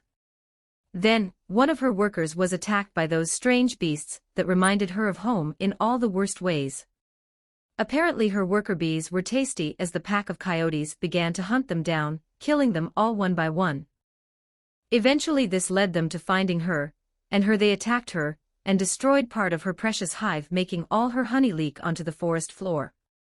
She became injured severely as well, having stood her ground for the first time in her life against such a superior threat in order to protect her first ever home. Now she was dying, her carapace cracked and her life blood leaking out of her just as her honey had from her hive. It was a dismal state she knew, and when those strange two-legged things came, she had already accepted that she would die. The two had attacked the enemy beast first, but she thought that only made sense, she was no threat to them in this state. When the man came up to her after the two finished killing those monsters, she was fully expecting him to kill her. In the state she was in, she couldn't even use thought communication to plead for her life if she wanted to, so she only hoped it'd be quick. So when the man offered her a name as he poured that strange healing liquid on her, the bee was surprised to say the least. Looking into the man's eyes she saw something she hadn't truly seen before. That was enough for her. Using what little strength she'd regained from the healing, she put all her effort into saying one word. She told him with her thoughts, and got a nod in return. The strange silver-haired man didn't name her right away though. No, he used something that she'd come to find out was called degenerate to integrate the metal bar into her exoskeleton. That bar had been processed magisteel, she would later come to know, and what he'd just done had made her potential skyrocket. As the metal infused with her being, he finished up healing all the wounds she had as best he could. Once that was done, he stood up and looked her in the eye. Then, henceforth you shall be known as Historia, the Yellow Queen, he said, and a feeling of warmth invaded her being at his words. She felt a link between herself and her savior. Something that connected their souls in such a way that made her want to cry. Tears likely would have drenched the ground should she have been capable of such a thing. It was also through this link that she felt such a glorious amount of life energy from her new master. It seems I still have a home yet, she thought to herself as her body grew and healed while looking upon her lord. Edited, January 29, 2026 Chapter End Notes. I have a Patreon that grants access to the next 2 chapters early as well as access to a Discord as well. It is at Patreon/random note, after you remove the spaces. Chapter 46, Chapter 43 Chapter Notes. See the end of the chapter for notes. Blake swung his sword in an overhead motion over and over again, sweat beating down his. He'd spent his time since Lucian left training hard, and he was seeing the results of that. As he continued the regimen he'd made for himself. During his forging sessions he'd even made some prototypes of new alloys that could prove to be useful. Ramiris gathering materials for him had been instrumental in that he knew. At first Blake had decided to perfect his skill in making some of the more basic magical alloys, mithril and orichalcum, using silver and gold respectively mixed with magisteel. Had taken a good amount of time to get right, even with the advice he'd gotten from Kaijin all that time ago. The main thing that had given him issues with the creation of the metals was getting the ratio right. Too much silver or gold and the metal lost potency and often became too soft or brittle to use. Too much magisteel, and it was no different than normal magisteel except for a cosmetic change. Thankfully, he'd gotten the proper ratio down for both alloys, and had now moved on to making new ones. One of these new alloys Blake had been experimenting with was close to reaching a point where he could feel satisfied with it. Using the fangs and scales of venomous serpents, he'd made a metal that seemed to possess some form of innate compatibility with this alloy. Had been the easiest to make so far due to the sheer amount of poisonous and venomous materials in the surrounding forest, thus giving him more to work with. Alloy wasn't complete yet though, the perfect ratio had not been found yet, but he felt close. Unlike some of his other projects, the main project that had taken front and center in his mind in regard to forging was a metal that worked well with elementals. Blake hoped to make something that could channel the power of elementals like how mithril channeled holy energy.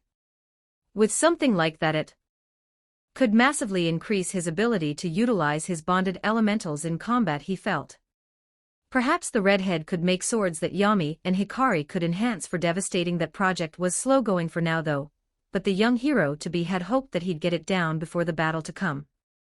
Maybe once he'd finished it he'd make a gift for Ramiris as a show of thanks to the fairy that had been so helpful to him. Now though Blake was training in his swordsmanship. Specifically he was training in a room with gravity 15 times more intense than normal. That was a bit on the lighter side for him recently, having trained in higher intensities when pushing his physical strength to the limit. However, this amount was perfect for making him feel some strain, which was exactly what he wanted to try and push past the block he'd run into. Recently the teen had been reminiscing on the stories his brother had told of great swordsmen, and has decided to try recreating a technique. This technique specifically was meant to utilize his space attribute, his gravity manipulation being a variant of the space element. His goal was to find a way to utilize space manipulation to essentially multiply his sword strikes, turning one into many. So in order to do that he'd been focusing on using his sensing skills to get the best feel of how space was affected by the swing of his sword. Bit by bit, swing by swing, Blake was getting better and better at understanding the way his sword moved through space, and how it affected the space around. Then, in a burst of inspiration, Blake reached out with his spatial abilities and forced the nearby space around him to comply. Sevenfold slash. A burst of power was released from his blade, a wave of compressed air strong enough to gouge into the stone wall some 10 feet away. But when Blake looked at the wall he didn't see just one cut in the stone wall, but 7. Elation filled him at the sight. He'd done it. Of just one strike with a swing of his sword he'd made 6 more for a total of 7. Amazing to him, essentially making it so he'd increase the amount of blows he could deal per attack. Once the adrenaline left him though Blake collapsed to the ground, exhausted from his training, and performing the move for the first time. It seemed that just how he'd made 1 slash into 7, he'd increased the strain on his body by 7 times as well. He had been unprepared for such a thing, and now was dealing with the results of it, stinging arms that looked somewhat bruised around his wrists. Despite this though, he laughed aloud in joy, his determination not diminished in the least. Guess now I need to get used to that move first before I can call it combat ready, huh? Redhead said aloud, the gravity in the room returning to normal, and two lights coming out from his chest. The lights, one white and the other black, went to his shoulder and became his contracted elementals. It seemed the two liked taking on their smaller forms, so they could perch on his shoulders when not fighting or training. Yes, it is quite the useful technique, but it requires some polishing before I'd be confident in you using it in a real bout, Yami said in his deep voice, a hint of approval in his words. After the elemental of darkness spoke, their counterpart from Blake's other shoulder gave their 2 cents. I agree, Yami, though I'm more concerned about the backlash our partner has suffered in using this new technique of his. Hopefully, he will rectify such a detrimental side effect in the coming weeks, Hikari said, her concern notable in how she seemed more concerned about her partner's minor injuries than the viability of the new attack. Blake sighed and shook his head fondly at the two's comments. I promise, I'll get this thing down pat before even attempting to use it in a real fight. Technique that injures me, no matter how little, isn't viable for anything more than a finisher after all, he said to them, knowing how detrimental such a self-harming move could be in a real fight. It seemed like his two elementals were about to respond, when both of them stiffened on his shoulders. Curious as to what elicited such a reaction, Blake looked around, soon sensing what had gotten their attention. Walking through the open stone doorway was a strange blue lion-looking elemental. Something about it seemed to resonate with Blake though, and he soon put together that this was an elemental of the space element. The lion-like spirit walked closer and closer to him, the teen not sure what it was here for. Ramiris soon burst in, seeming to have rushed to the room from how she seemed to catch her. There you are. Why'd you come find Blake, you unruly spirit? She shouted out once she caught sight of the blue lion. Ramiris, what's this little guy doing here? The teen asked in reference to the lion, who was no bigger than a hound. The elemental queen crossed her arms and put on a thinking face, as if to consider the question, something that looked pretty cute considering her childlike size. Well, I was by the dwelling of spirits when this one seemed to somehow summon himself. That doesn't happen often, but what really got me was how he suddenly ran off. Next thing I know he's here with you. You wouldn't happen to have done something involving the space element, would you? She asked, her explanation of the transpiring events leading to her. Blake nodded, and told her of the new technique he'd just performed. She seemed impressed that someone as young as him had made such a technique, even with the minor side effects it currently had. However, the reveal of him performing such a move seemed to confirm something for Ramiris. Then, if I had to guess, this little guy was drawn to you after you performed such a feat of space manipulation. Maybe he wants to form a contract with you, she said in a questioning voice, getting a strange purr-like sound from the elemental in question at that. Blake looked at the lion before turning to his two elemental companions. Conversation seemed to happen in record time, as they all considered the situation. Eventually it was Hikari that spoke up first. I have no problems with this cub joining us. In fact, I think they could be quite helpful in your growth going forward, she said in her comforting voice. I agree, such a contract would only be beneficial, Yomi said, giving his opinion on the. Blake took in the words of the two before turning to the hound-sized lion. Kneeling down to pet the feline, he spoke up himself now. Then I guess, welcome to the team, little guy, he told the elemental, getting a happy purr, and Lucian walked through the forest of Jura, his two new subordinates following along. Hadn't evolved yet despite the naming, only growing larger and healing up completely. Seemed she needed a more stable environment and some more time before she went through her evolution. That was fine with the Nephilim though, he knew just how powerful someone of her race could grow to be. After all, one in canon had become a student of Veldora the Storm Dragon, and gained the unique elemental soul of fantasy. That was a lot of potential. Even the other one serving under Rimuru had been incredibly powerful as well. High hopes for the bee he'd taken in. Besides, she was already proving to be valuable with what she could do. Apparently Historia was capable of increasing the speed of plant growth, and increasing the yield of crops. Was a side effect of her ability to make plants healthier in order to harvest enough nectar for her hive, a kind of symbiotic effect with her surroundings. Once Lucian took over the beast kingdom of Eurysania like he planned, such an ability will prove incredibly useful. Though he was just glad she was fine after her attack. Speaking of the storm dragon, Lucian was now able to sense the true dragon's magicules. When watching the series he had wondered how great Valdora's aura had to be that so many could sense his disappearance. With such weak races like goblins being able to tell, it had to be great indeed. Now that he was inside the forest of Jura proper, unlike previous times where he was skirting the edges, he now knew just how great it was. Throughout the entire area was a thin amount of the dragon's aura, even though they were over 100 miles away from the sealed cave where he resided. It wasn't enough to see, but it did seem to almost add a taste to the air, so to speak. That was hard to describe using the normal 5 senses, but it was undeniably there. A taste in the air was the closest Lucian could equate it to, something you could recognize, but was also something that wasn't overly distracting. For instance, just because he could sense the storm dragon's magicules didn't mean he couldn't sense the magicules of the others in his surroundings.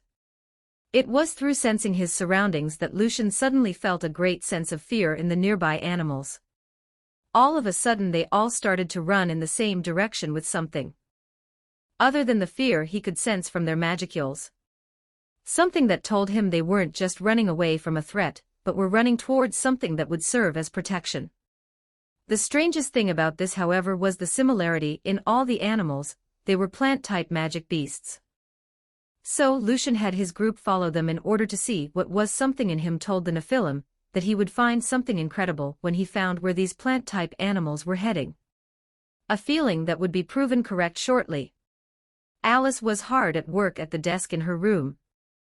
The desk was filled with papers filled with notes, and the rest of the room wasn't much better. It looked as if a hurricane of magical research had blown through, and the demon had been caught up in it. She didn't care though, she was close to a breakthrough, she just knew it. Finally, she was closing in on a possible way of combining aspectual and elemental magic. Strangely, her breakthrough had come from the oddest of places, enchanting. At its most basic, enchanting was the magical field that focused on granting a magical effect to a naturally occurring object. Case in point, adding a flame enchantment to a normal sword so it could shoot flames out of itself. Alice had picked up a book on the field to read in order to give herself a break from her projects. Yes, her idea of relaxing from magical studying relating to her projects was more magical studying. It wasn't strange no matter what bullet. Regardless, it was while reading up on this subject that it hit her. Wasn't elemental magic just magic that manipulated naturally occurring forms of the elements? So she came up with the crazy idea she was currently following. What if she could enchant the natural elements that elemental magic used with magical effects from aspectual magic? From the calculations she was running, the premise seemed promising to her. If she could figure this out, it would make her elemental spells all the stronger and more versatile. Aspectual magic allowed for more varied effects through the elements, things like flames that could drain someone of energy or water that was sticky. It also allowed for an easier time manipulating the shape of the element, such as making a dragon of ice to fire at your enemy.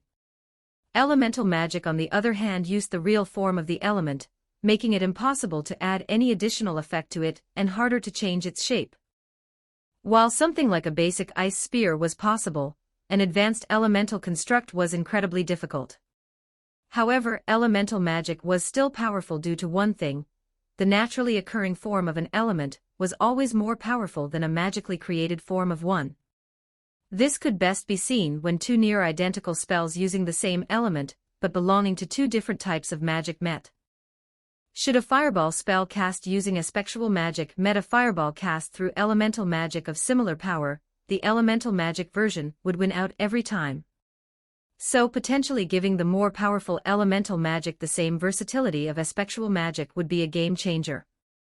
Even more so as it would have resistance to things like an anti-magic barrier. Alice's other projects were slow going for now. Holy magic was still something she couldn't use really, something about her demonic nature making it fight her more than it should. Meanwhile, the barrier project was going well enough, except that she couldn't quite get multiple barriers to be linked in the way she wanted yet. She felt close on the latter project, but in the meantime would focus on her elemental spell project and reading up on more types of barriers. Working as she was, though, was starting to drain even her, so she finally sat up from her desk and walked into the main living area of the house she and Bullet had rented. Once she entered the shared space, she saw Bullet himself in one of the chairs reading a book. The sight made her smile, remembering how she'd had to help him learn how to read the language here a few weeks ago. He was a fast learner, perhaps helped along with the fact that he could understand the spoken form. Apparently Malstance hadn't thought to teach him or Shurzwa how to read the local language, satisfied with them being able to understand their. In Bullet's words, their view was such: why would a weapon need to read? This had made the black-haired demon pretty mad, and so she decided to teach the man how to read, after he admitted to wishing to enjoy a book or two. Now he was reading up on the history of this world using whatever historical texts they could find for him to read. Seemed to enjoy it, and Alice was glad to see him do something other than train or hunt. She felt the man deserved a break from violence after all he'd gone through. Their travels, they had shared stories, and so she had an idea of what his life was like before being summoned to this world. Bullet's life was one full of violence, though the reason behind it had changed many times.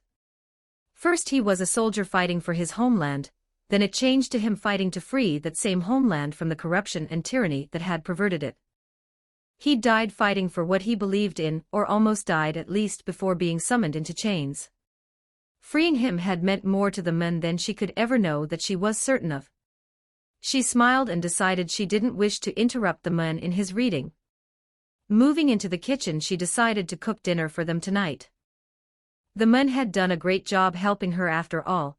It was the least she could do for her new friend. Edited, January 29, 2026. Chapter End Notes A/N. I have a Patreon that grants access to the next 2 chapters early, as well as access to a Discord as well. It is at Patreon/random note, after you remove the spaces. Chapter 47, Chapter 40. For chapter notes, see the end of the chapter for notes. Lucian entered the clearing first, and thus was the first to see the odd gathering of creatures gathered there. There were roughly 3 new species that he'd never seen before, and the first was a squirrel-like species that possessed green fur instead of any normal. These squirrels were also a bit larger than a normal one as well. Next was a seeming living bundle of vines that was roughly the size of a small child. It didn't have any eyes that he could see through the green vines that made up its body, but that didn't mean the thing couldn't see. Third and finally, though, was the most populous species in the clearing, an odd type of deer it seemed.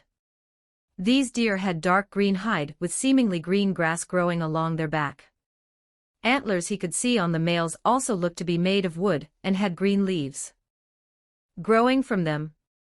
They ranged in size from small fawns to gargantuan stags that were at least twice the size of the largest buck he'd ever seen back in his original world. His curiosity about these new creatures must have been readily apparent as Puriel decided to give him an in-depth explanation of them.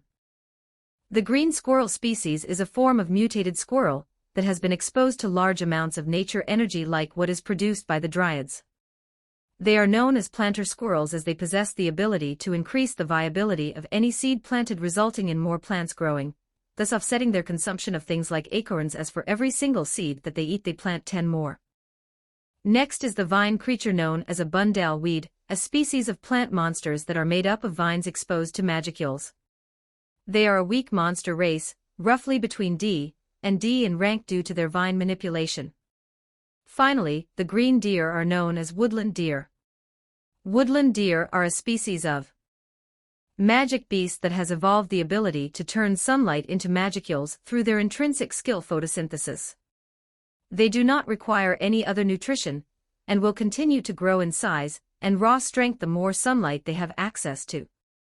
The natural end of their life cycle is to grow too big to run from predators, as their increased size results in a decrease in speed. Puriel gave him the breakdown of all the new creatures. Lucian was thanks Puriel, he told his skill before moving on in his scanning of the area. Just then Kushina and Historia entered as well and took notice of the situation. However, as the three were getting their bearings and getting past the massive amount of deer in the clearing, a voice yelled at them. Oddly enough, the voice seemed to have a Brooklyn accent. "If you're friends, then either stand back or help us fight. If you're not, then at least wait till we fend of this shithid." A very pale woman with a bat said to them before turning to the direction that all the creatures ran from. Lucian ignored the fact that the strange woman, who seemed to be dressed in a corset and booty shorts of all things being very familiar, and went to get into position. There were apparently enemies coming, and now was not the time to reflect on the implications of if this was who he thought it was. Kushina and Historia took their positions as well, the nine-tailed woman next to him and the bee in the back. Historia wasn't properly suited for combat yet after all. Bursting through the tree line was a pack of at least 50 monsters. Luckily, Lucian recognized these ones from the original series, albeit from an anime-only source. Dark-furred, wolf-like monsters with skull heads and blue flames marked them as Barghists. Additional information that Puriel was giving him: it seemed that these monsters formed when an abundance of wolf-like beasts were killed en masse, becoming a kind of vengeful creature made from the hate and fear of the slain wolves. Those he felt they could handle. What he was wary of now was what came with them. It was a shambling monster of incredible size, as tall as the trees that surrounded them. It stood on two legs and possessed a body made of wood. Its arms were made of twisting roots that ended in three claws that seemed to drip red blood from a fresh kill, and where a head should be was instead a giant deer skull. As it moved, creaking could be heard, wood on wood rubbing against each other. To Lucian it looked like a tree decided to walk by itself, and hadn't liked what it saw after leaving its home. This is a leshy, a form of vengeful tree spirit that comes from when a large amount of plant life is destroyed and killed by mortal hands. They are a monster ranked A at a minimum and possess an eternal hatred for all dryads and humanoid races, with their hatred of the dryads coming from them blaming the dryads for failing in their duty to protect nature.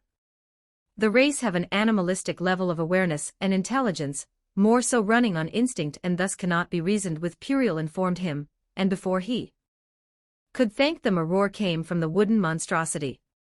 "So I take it, that's the shithead," the Nephilim yelled out to the pale woman. "You see any other angry asshole attacking for no reason?" she shouted back, making him laugh a bit despite the situation. It seemed that the leshy was somehow commanding the Barghists, likely due to it being of a similar nature to them as a vengeful spirit of nature. The leshy was just higher on the proverbial totem pole. With a wooden arm launched forward by the tree from hell, the hounds pounced forward, seeming intent on killing everything in the clearing. Lucian took out Graham and met one of the burning wolves head-on, the blade of his trusty sword cutting clean through the beast. Bit by bit the three combatants of him, Kushina, and the pale woman killed the beasts. And Kushina didn't dare use any wide-area attacks in fear of hitting the creatures that took refuge here, seeming to seek safety around the large tree that stood in the center of the. There were too many, though, that it was very possible that a stray attack could mean the end of any creature hit. This made it a longer task, the three of them having to disengage more than once in order to protect an animal the Barghists thought they could kill while they were busy. Eventually they killed the last of the vengeful hounds, Graham, not wet with black blood that had once been pumping in the veins of the monsters. All that was left was the leshy now, and it seemed to realize that quickly. Suddenly it rushed forward, its speed a massive change from its shambling form from before. With a swipe of its massive wooden limb it slashed into the pale woman, seeming to open a gash in her torso that bled profusely. Lucian knew then that they didn't have time to waste, the speed of the thing catching him unprepared, and now with an injured ally it was time to go all out. Historia. Stay by the injured woman and see what you can do. Kushina, I need a barrier that can contain this thing for a moment. He shouted out his orders as he sent a shard of ice at the leshy to get its attention. The minor ice spell seemed to work as it went after him now, moving at a decent speed but not as fast as before. The Nephilim moved from place to place, staying just within range of it and peppering it with ice as he tried to get it to a place clear of any bystanders. Eventually he found the place and shouted to his Ninetails companion to activate the barrier, something she could do with the ranged barrier skill he'd taught her recently. "Alright, but it won't hold long." These barriers are still new to me after all, she said as she activated the barrier that held only him and the Leshy in it. He knew Kushina was right. She was not used to this world's barriers even though her previous knowledge in sealing arts from her home world had helped her learn the skill in record time. Luckily, he didn't need the barrier to hold for long, only for a moment. After all, it wasn't the Leshy he was wanting to contain. Now burn! Lucian shouted as he pulled on his Essence of Flame skill, releasing a torrent of flames that burned the monster to ashes in moments. He knew his best bet was using fire to kill the bastard quickly, but with so many flammable things and creatures around it was too risky. At least, it would be without the barrier containing the flames. Once the barrier that Kushina put up started to fade from how much flames it was holding back, the Nephilim reeled back his fire, leaving only a pile of ashes in the wake of his inferno. Soon after that the barrier faded away, and he spotted an out-of-breath Kushina now sitting on the ground. Thanks Kushina, that was a massive help, he told her, getting a somewhat subdued nod at his words. He didn't fault her for her lacking reaction though, they hadn't had a flawless victory. Of the creatures they tried to protect lay dead, roughly 5 to 10% of them in fact. There was only so much the three of them could do, only so many of the Barghists they could keep occupied at a time. He was honestly just glad the number of losses wasn't higher.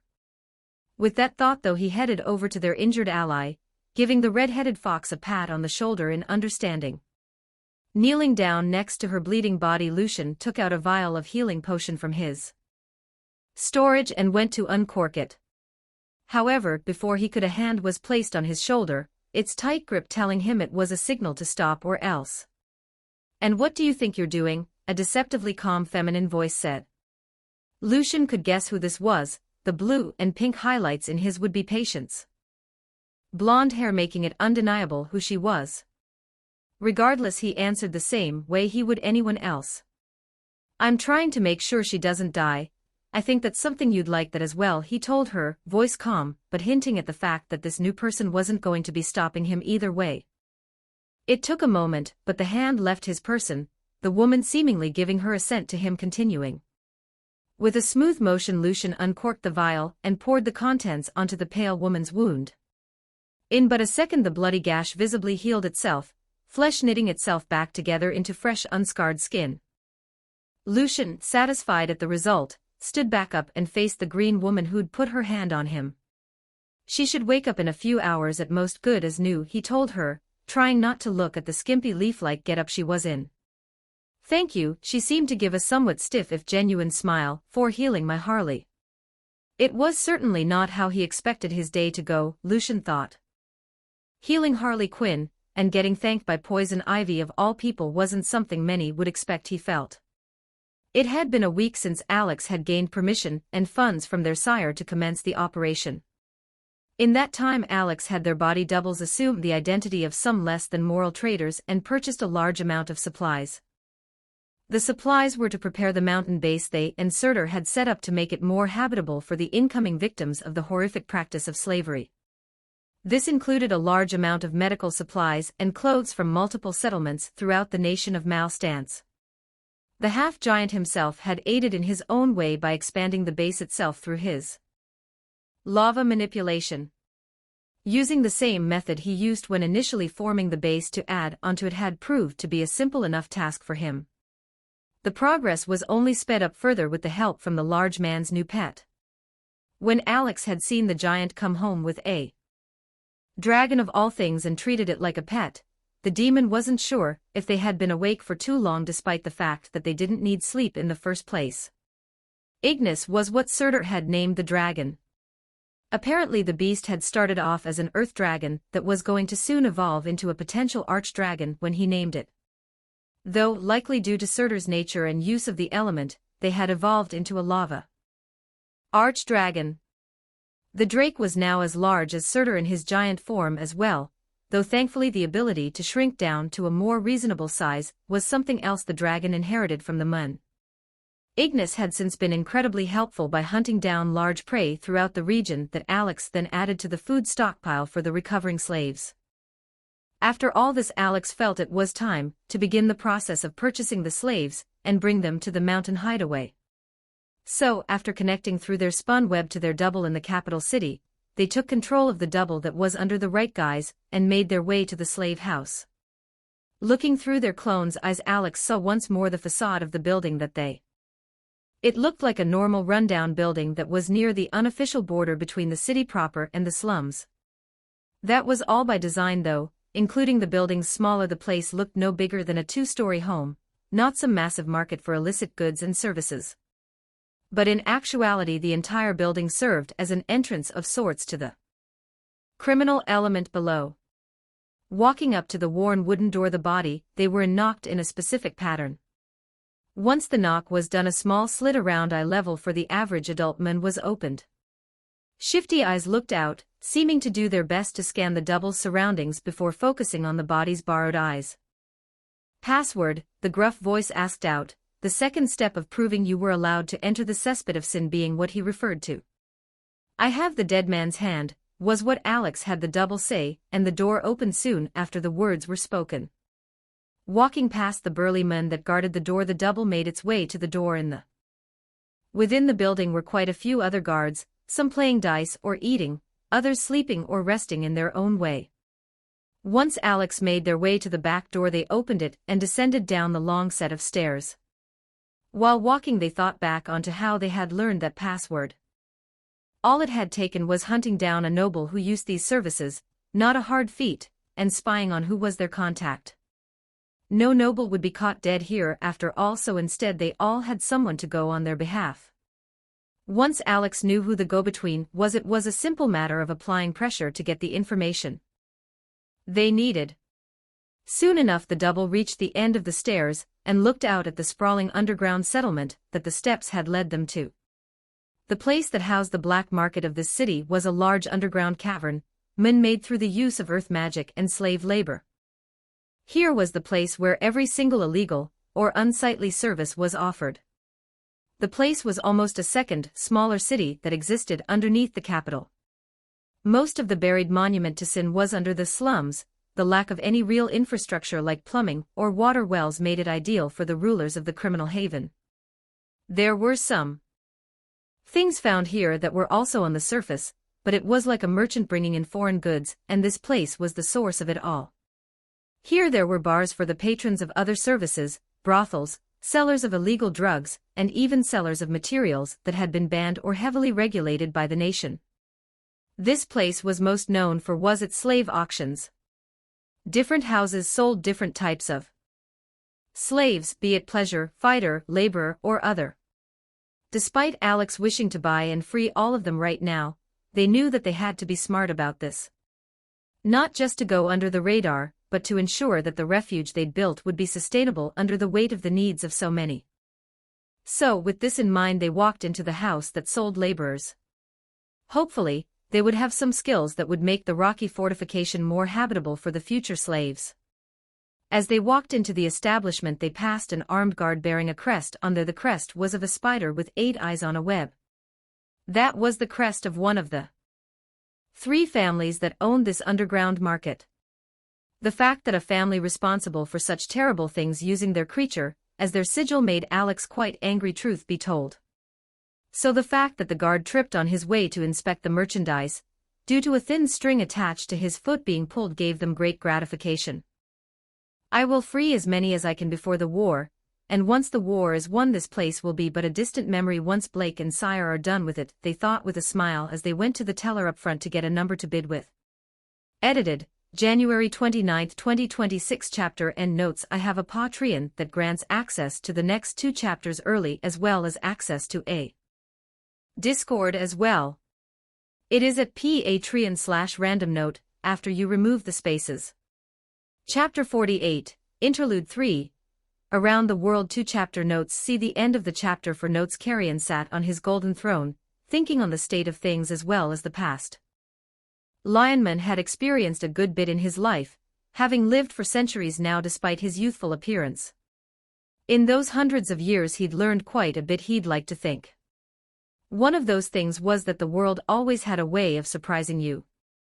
With what he heard coming from the nation of Malstance in the human realm, that only was proved all the more true. To have a human kingdom make themselves an enemy of a Magian of some sort wasn't anything new. Such events happen every few decades really, and either result in the fall of a human country, or the extermination of a Magian. Carrion had long ceased caring about such things. After the first few Magian, he saw some potential in get hunted down during such events. This time though, something about it caught his interest. The man that called himself Lucian Silver was what made him so intrigued, though more so this new Magian's race. In all his time as a demon lord he'd never heard of a Nephilim. Not from Guy or Dino. During any of the Valpurgises he'd gone to, or from any of his spies. Not many knew that Eurasania had a spy network, but they in fact did. It was small and more so gathered gossip from outside his borders, keeping him up to date with the affairs of the world as it were. Network was made up of some trusted humans and lycanthropes that were skilled at passing off as one. This let them infiltrate human nations to gather the information the Beastmaster wanted, as well as sometimes bringing back the occasional goods under their guise, as through them he'd learned of this Lucian, and his declaration of war against Malstance. That he'd sent them off with the order to gather all they could on this new Magian. About him made Carrion curious, perhaps the knowledge that he was something similar to two of the older demon lords made him so. Whatever the reason was, it had led to him finding out more on the situation, and he personally found this Magian to be in the right here. Carrion was many things, but a lycanthrope was chief among them. As a lycanthrope he took pride in being strong, and respected the rule of the strong. It was something ingrained in every member of their species, and has such the idea that a skilled and powerful warrior was denied his rightful due was aggravating to say the least. When one fights with a promised reward, it was only right that they get it. That was something he firmly believed and something his people tended to agree with. So the Magian that called himself Lucian was fully in the right to take retribution on the king. But then the new king had to go and threaten the man's companions. That was what made the Nephilim declare war, and Carrion respected him for it. In a way, that man's party was his pack, and one must defend their pack. It was common sense after all. Regardless, the Lionman would keep an eye out for how that situation would develop. The idea of a single man fighting against a nation made the Beast King reminisce a bit though. Many years ago he hadn't been the king of Eurasania, and just because his father had been the previous king did not mean he was guaranteed to be the next king. Their nation was one where the strongest was king, and that meant that upon the death of the current king a great tournament would be held. There were two ways to become king in Eurasania. One was through this tournament, and that was how Carrion himself had claimed the throne. Was to issue a challenge for the throne to the current king, and win. Carrion had defeated a few such challengers in his rule, often adding those that showed promise into his beast. His father had been killed during the last Tenma War though, and Carrion would not deny that he had wanted his pound of flesh for that. And since the angel that had killed his father didn't issue an official challenge, that had meant the throne was up for grabs. Carrion hadn't wasted a moment after that, ripping through all challengers in the tournament and rallying their forces to defend against the angelic threat. Due to his great efforts in that Tenma War his strength had been acknowledged, and he was thus made a demon lord. The first king of Eurasania to be a demon lord at that. All that resulted in him being quite proud of his strength. Not many had challenged him after becoming a demon lord as well, cementing his status as the strongest in the nation. However, this status at the top made him quite bored after some time. That led to his new goal. If he was the strongest in Eurasania, then he'd now strive to be the strongest of the demon lords. Though he knew he was a good way off from doing that yet, even his pride couldn't blind him to that. Guy was a monster beyond monsters. It was not secret among the demon lords how he'd killed millions to become the first demon lord. Carrion didn't believe he was capable of that yet. Despite all this though, and his goal, he'd grown somewhat lazy. His training was to maintain, not to grow his strength. A lack of real challengers was a major reason for that though. No individual to serve as a real rival, and no real threat to the nation, he had no pressing reason to train at the level needed to grow. The only nation that posed any kind of threat was the neighboring queendom that Fry ruled. Even then they only had a few border skirmishes that both had silently agreed to allow in order to keep their subordinates sharp. Everyone else that could pose a threat was separated by the ocean, or the kingdom of Orbic served as a breakwater against. That was the reason he didn't need to worry about the monsters from the great forest of Jura coming into his lands. In fact, the orcs that lived there weren't any real threat either. The only time an orc was found on the opposite side of the battlefield from Carrion's forces was when another demon lord hired them, or something like Orbic relied on others for resources, especially the Beast Kingdom, since the founding of it due to the orcs' appetite. With the wasteland their nation had become in the current era, that was all the more true, so they wouldn't try and test their luck against him. If it weren't for the agreement he had with the other demon lords, Carrion would have tried to add them to his forces, actually. Not out of pity or anything like that, but because they were good laborers. But as it stood, that wasn't good enough reason to disregard the agreement. Workers weren't something he was short on, and orcs were weaker and dumber on average compared to lycanthropes, so they weren't that valuable as soldiers. Thus, they remained as they were, and he hired them sometimes for labor with food from his nation as payment. Back to the situation with this Lucian fellow, Carrion couldn't help but wonder if this would result in him seeing the rise of a new demon lord. It wouldn't be unprecedented for a Magian who won in such a conflict to be considered for the role after all. And for some reason he didn't feel that Lucian would be losing this conflict of his. Maybe he'll be a good rival, Carrion said to himself with his hand propping up his head as he sat on the throne. Though, as he said that, a thought entered the back of his mind. A reminder of something else about his nation, a law even he couldn't change. That the law of who ruled didn't care about race, nor if one was born here. Outsiders didn't know this really, but theoretically, as long as a challenge for the throne was issued, and they won, an outsider could claim the role as king. However, no such instance had ever happened, and Carrion believed it never would. How wrong he would be proven to be in the coming months. Shizu blocked the swing of one of her former students' comrades before pivoting for a follow-up attack. The clang of steel on steel rang throughout the training grounds, the sun beating down on them all. To the sidelines watching the bout was her student, and some more of her after spending time catching up with Hinata. The black-haired swordswoman had started to grow restless in her relative inactivity. As such, Hinata had suggested sparring with her, and that eventually led to now after her comrades found them. That all led to now as she sparred with one of the up-and-comers in the church, a young man by the name of Fritz. The young man was skilled with wind magic and manipulation, though she found it lacking in some respects. As such, she made it a point to counter his wind whenever he used it with her flames, using them to devour the air that made up his attacks. This made it so he had to rely on his swordsmanship against her, and she was quite the superior in that field. Soon the spar ended, as they always did against any who weren't her former student, utter to give the young man credit, though he no longer huffed in frustration and indignation at his defeats like he used to. Now he simply picked himself up and gave her a nod of respect. "Thank you for the fight, Instructor Shizu," Fritz said to her before walking off, a playful smirk on his face as he did so. It seemed that the Conqueror of Flames had earned herself a new nickname as well during her stay here. The group that Hinata had come to surround herself with now jokingly called her Instructor Shizu, due to how she kept giving them pointers after every loss they had against her. In a way, she was instructing them, even if she didn't consider them her students. She had her reasons for doing this, though, beyond just being helpful, mainly to help set her mind at ease that Hinata would have skilled backup should she encounter the worst. Her old student had confided in her about the truth she now knew.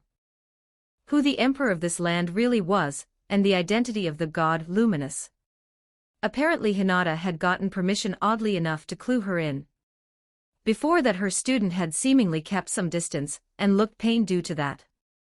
Luminous, who was actually a real flesh and blood person, had seen this and devised what it was that was making the Holy Knight Captain melancholic despite seeing her teacher after so long. Thus she gave Hinata permission to tell her, and now Shizu had to deal with the fact that a demon lord was protecting humanity. It hadn't been the easiest pill to swallow, her own experiences with a demon lord certainly playing a part in that. However, she soon came to terms with it after thinking about Lucian. She knew it was only a matter of time before he became one, whether he took the title or not. A man like him would encounter the evils of this world and not hold back, the incident with Blake a chief example. From what she heard about the situation in Malstance, it seemed she was proven right in that regard, though it happened sooner than she expected. With that in mind, it wasn't too hard for Shizu to accept that Luminous didn't have any truly evil intentions. Her student's endorsement certainly helps, though. Ever since that reveal, Shizu had been doing her best to help out her former student. Had sworn herself to a demon lord after all, and she was not nearly strong enough to be ready for what that entailed. To be so close to a true demon lord meant eventually facing threats of such a scale and time. Despite how strong Hinata had grown, she was not nearly a match for anyone of that level, not to say that Shizu herself was, mind you. So in order to help out, she would make sure that those who fought beside her were up to her standards. That way Hinata would be safer and perhaps have more time to train herself more instead of training her fellow knights. "Guess I'm next then," the man named Bacchus said as he entered the sparring pit, and faced Shizu, smiled, and shook off her wondering thoughts. It was time to teach once more. Just glad that at the very least these new warriors under her instruction were durable. With a charge she came in swinging against the man, the spar beginning at some unspoken maybe by the time she left these so-called 10 great saints would be able to live up to their title a little more. Edited, January 29, 2026. Chapter and notes. I have a Patreon that grants access to the next 2 chapters early as well as access to a Discord as well. It is at patreon/randomnote after you remove the spaces. Chapter 49. Chapter 45. Chapter notes. See the end of the chapter for notes. Lucian looked at the completely green form of Pamela Isley, better known as Poison Ivy. First he didn't want to believe it, but all the boxes were checked, from her red hair and green skin to her plant abilities and eccentric choice in clothes. Speaking of plant abilities, it seemed that Ivy wasn't a human anymore. Or whatever she was before. No, now she was a dryad from what his senses and Puriel were telling him. That suddenly made what Harley was doing make sense. The tree she was protecting was Ivy's driest tree. In other words, the tree she was protecting was Ivy. It seemed though that she was expecting a response though to her thanks as she stared at him, so he cleared his throat and spoke up. It was no problem at all. She fought alongside us, so it was only right to heal her since I was able, he told her in response. The antisocial former botanist seemed to consider him after those words. She then nodded as if accepting the words for what they were. From what he remembered, she wasn't the most trusting of people, so it made sense for her to weigh his words and search them for lies. That she walked over to Harley and kneeled down next to her. From the way the green-skinned woman held the chaotic blonde, it was clear that these two were in some kind of relationship.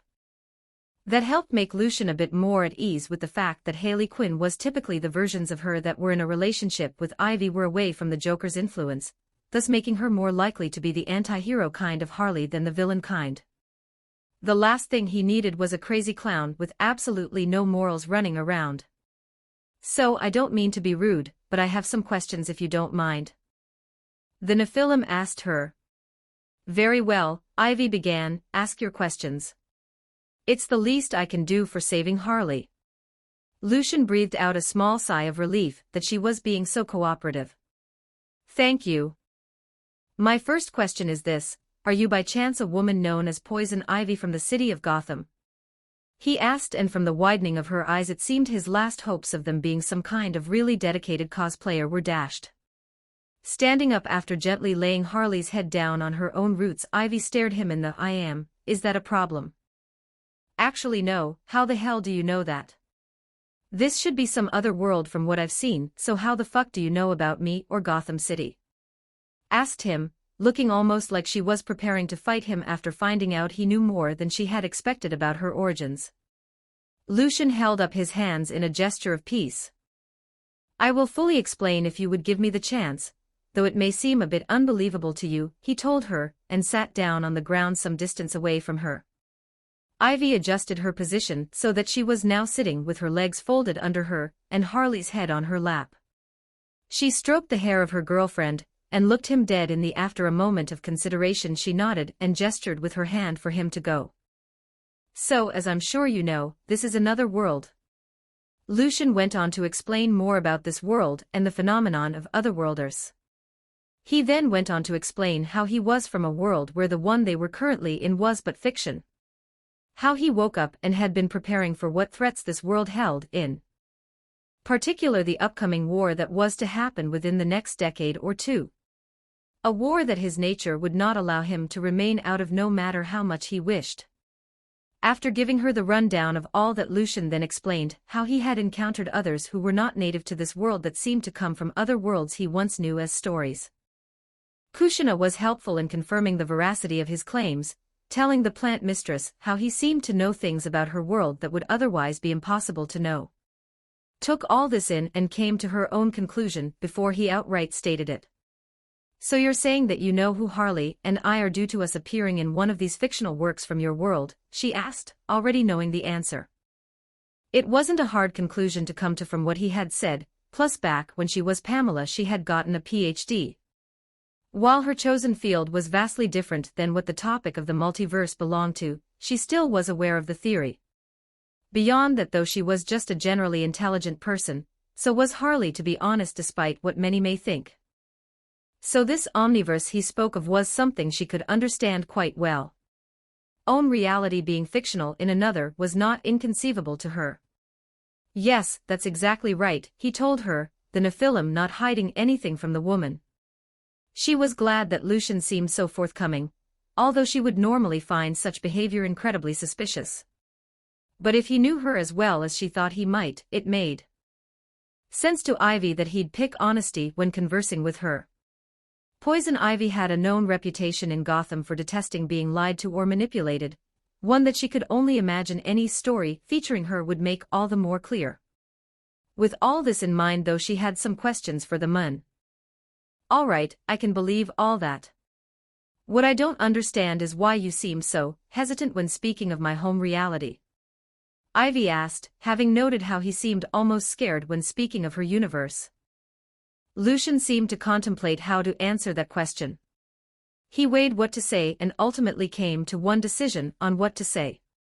I say this with all the respect that I can, even knowing of the things present in this universe yours quite honestly scares the shit out of me, he told her, his face dead serious. She was a bit taken aback at that answer, though it soon made sense to her. Yeah, I guess the likes of Superman would make anyone nervous, she said, having come to the conclusion that the Men of Steel, and those like him, were what scared him. Conclusion was soon proven wrong with how the men before her laughed. Seeing Ivy's face of surprise at his laughter, Lucian decided to enlighten her on just what made her home so scary to him. Superman is something I can handle knowing is real, it's what exists above him that gives me concern. He then went on to discuss some of the things native to her multiverse. Only 5 minutes into the nearly academic lecture on the greater powers of her home made Ivy wish for a drink.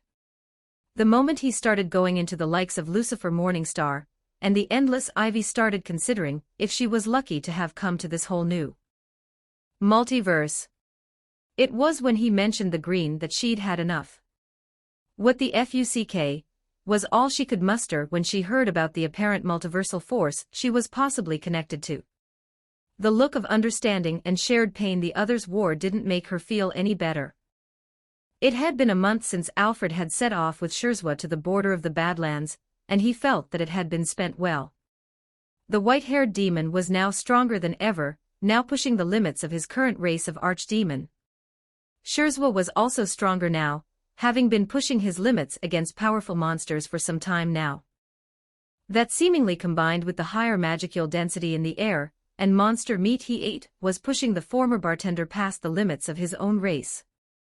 If Alfred was reading things right, it seemed that the blonde was close to becoming a demonoid. He was starting to feel like Shizu. In some ways to the demon, and he knew that she was a borderline demonoid that still remained human through sheer will alone, and her rejection of Ifrit. Something told Alfred that Schurzwa wouldn't have the same reservations about his change, and the two had grown to be close friends in this time, the bond forged in shared combat being one that grew quickly. With each foe defeated, each late night by the campfire shared, the men opened up more and more to him. Schurzwa told him of his brother, of his youth marred with the fallout of his rage and strength. He spoke of how he felt unlovable, that he was not but a monster that didn't belong in the world. The blonde saw himself as a curse more than anything and hated his strength, viewing it as the source of his isolation. The men spoke on how he grew numb almost to the constant looks of fear that were directed his way whenever someone knew of him. How a man he refused to speak about had seemed to make it his life's goal to make Schurzwa's a living hell. Every job he had didn't last long, both due to his own problems and the bastard's interference. In the end he'd only been able to hold down a job as the hired muscle for a debt collector, a job that made him even more feared. So, when he arrived in this world, and was made a slave, he viewed it as just more of the same. Schurzwa was a weapon, and now someone had made him their weapon. He hated it but felt it was inevitable for someone like him despite the odd circumstances that lead to it happening. Then, he spent time around the men in the army. He took on monsters and protected his new comrades in arms. They looked at him with admiration and thankfulness, not fear or hatred. Finally his strength was worth something to him, something to protect others with. Needed and wanted not in spite of his strength, but because of it. The only thing that grated on Schurzwa then was the lack of respect his new comrades received from the higher-ups. To watch as those he fought alongside were killed by the trolls after being ordered to stay back by his keeper had made him angry beyond what he thought possible. Now though, he could have that same feeling of being needed while being free. Him thankful to Alfred's sire more than words could express. That, added to the fact that those that had saved him and his comrades were monsters, made him not care so much about his own humanity anymore. Though at first, when Alfred made the blonde aware of his possibly changing race, he was concerned. Afraid that it would change him in ways he couldn't control. You have nothing to worry about, you'll be you no matter what your race becomes. And it matters not whether you're human or not, you will always be Schurzwa. My friend, was what Alfred had told him that one desert night, a smile on his face as he spoke from the heart. Now Schurzwa was not afraid at all about the possibility of becoming a demonoid. No, as long as he was Schurzwa, that was all that mattered. And Schurzwa would use his strength to protect the ones who accepted him, in this world that made his curse feel like a blessing. These specimens are quite the interesting bunch. You're that your group would be willing to lend us the strength of such powerful things? A well-dressed man asked the seedy-looking man walking next to him. The man who spoke was dressed in silks and wore clothes that fitted his station as a noble. Count Rice was his name. He was here, in this filthy place himself, instead of sending an envoy due to one reason and one reason only. He was here on behalf of another. Specifically, he was here in the camp belonging to a prolific group of monster traders on behalf of the new. It had been decided that the nation of Malstance would be hiring all those that wished to offer their services for the coming war, including the likes of men like the one walking next. Yes, my lord, we would be more than willing to lend your nation the use of our war beasts for your coming battle. For a modest price, of course, the sleazy man said, voice oily as if dirted from all the terrible things it had ordered done. The noble turned to the trader, well aware of the love of money such men held. Something told him that this man wished for something else. As one of the premier traders of slaves, both monsters and demi-human alike, he was not in a deficit of funds. Organization Orthros was greater in reach and wealth than the one this criminal represented. The illegal nature of what he was doing was not something that cut into the profits of his enterprise at all, especially in Malstance.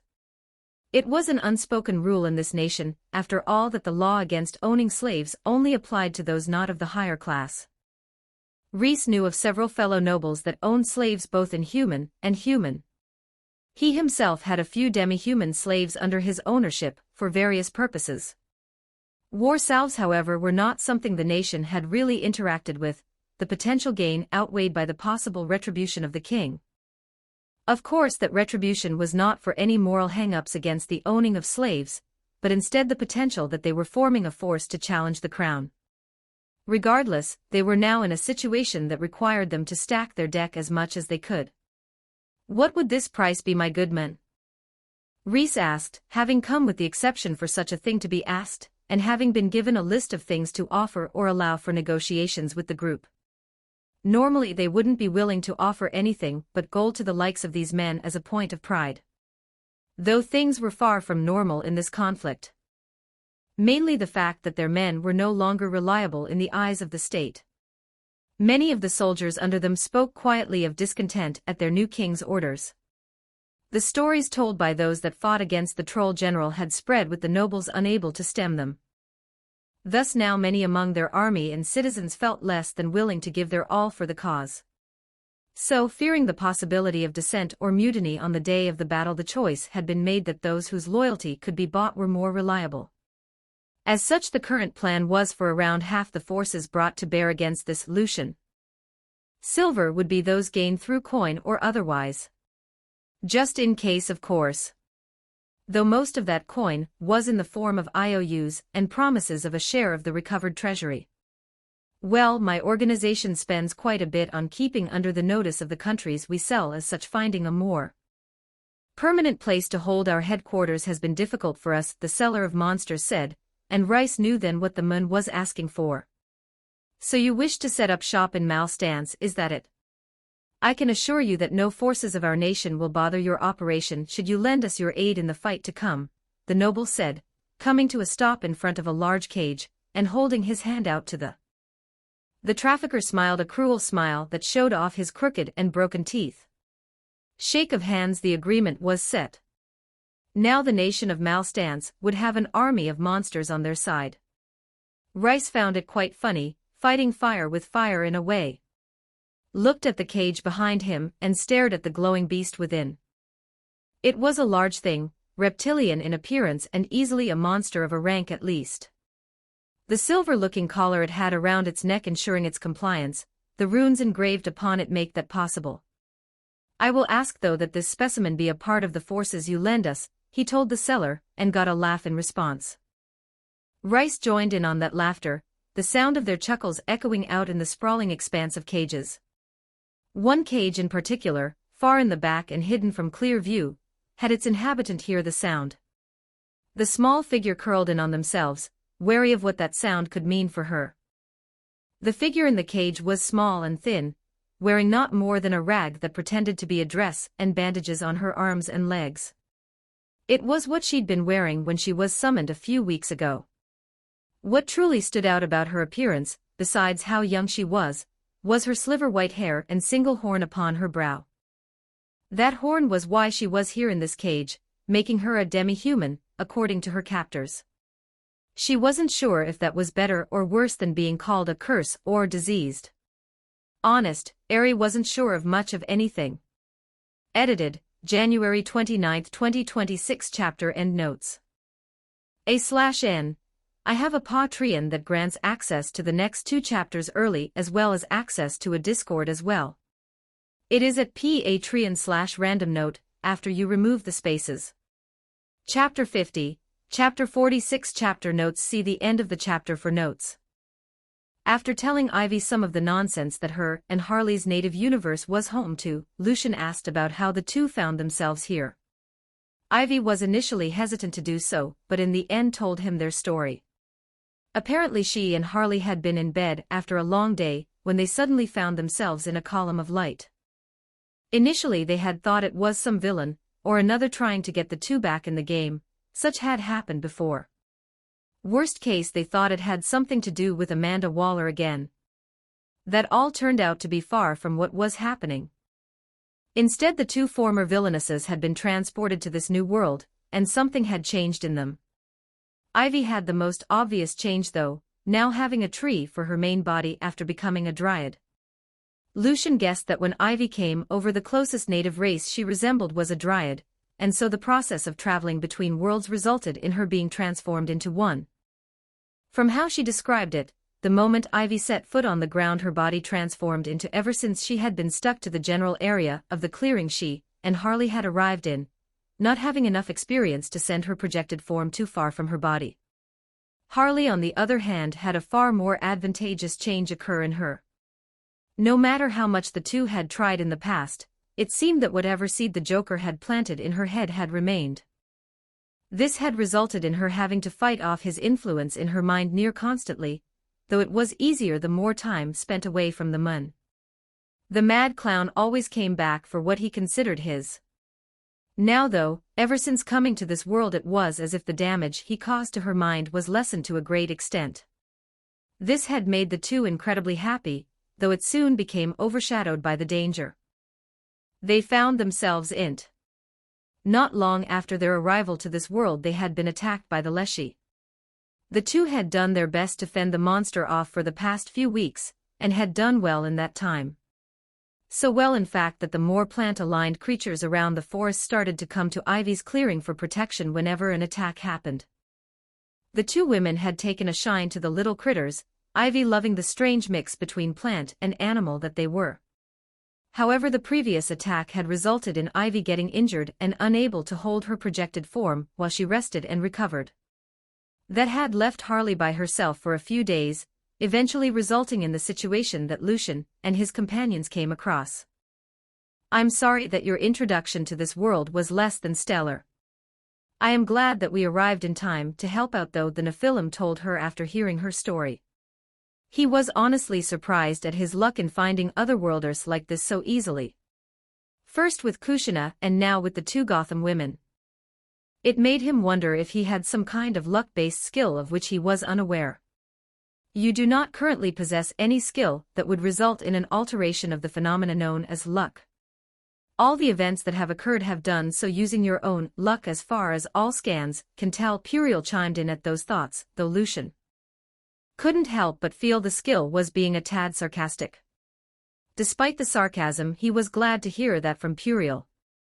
Lucian really did not want to deal with a chosen one type of situation like a certain blonde hero that should be showing up in a few years' time.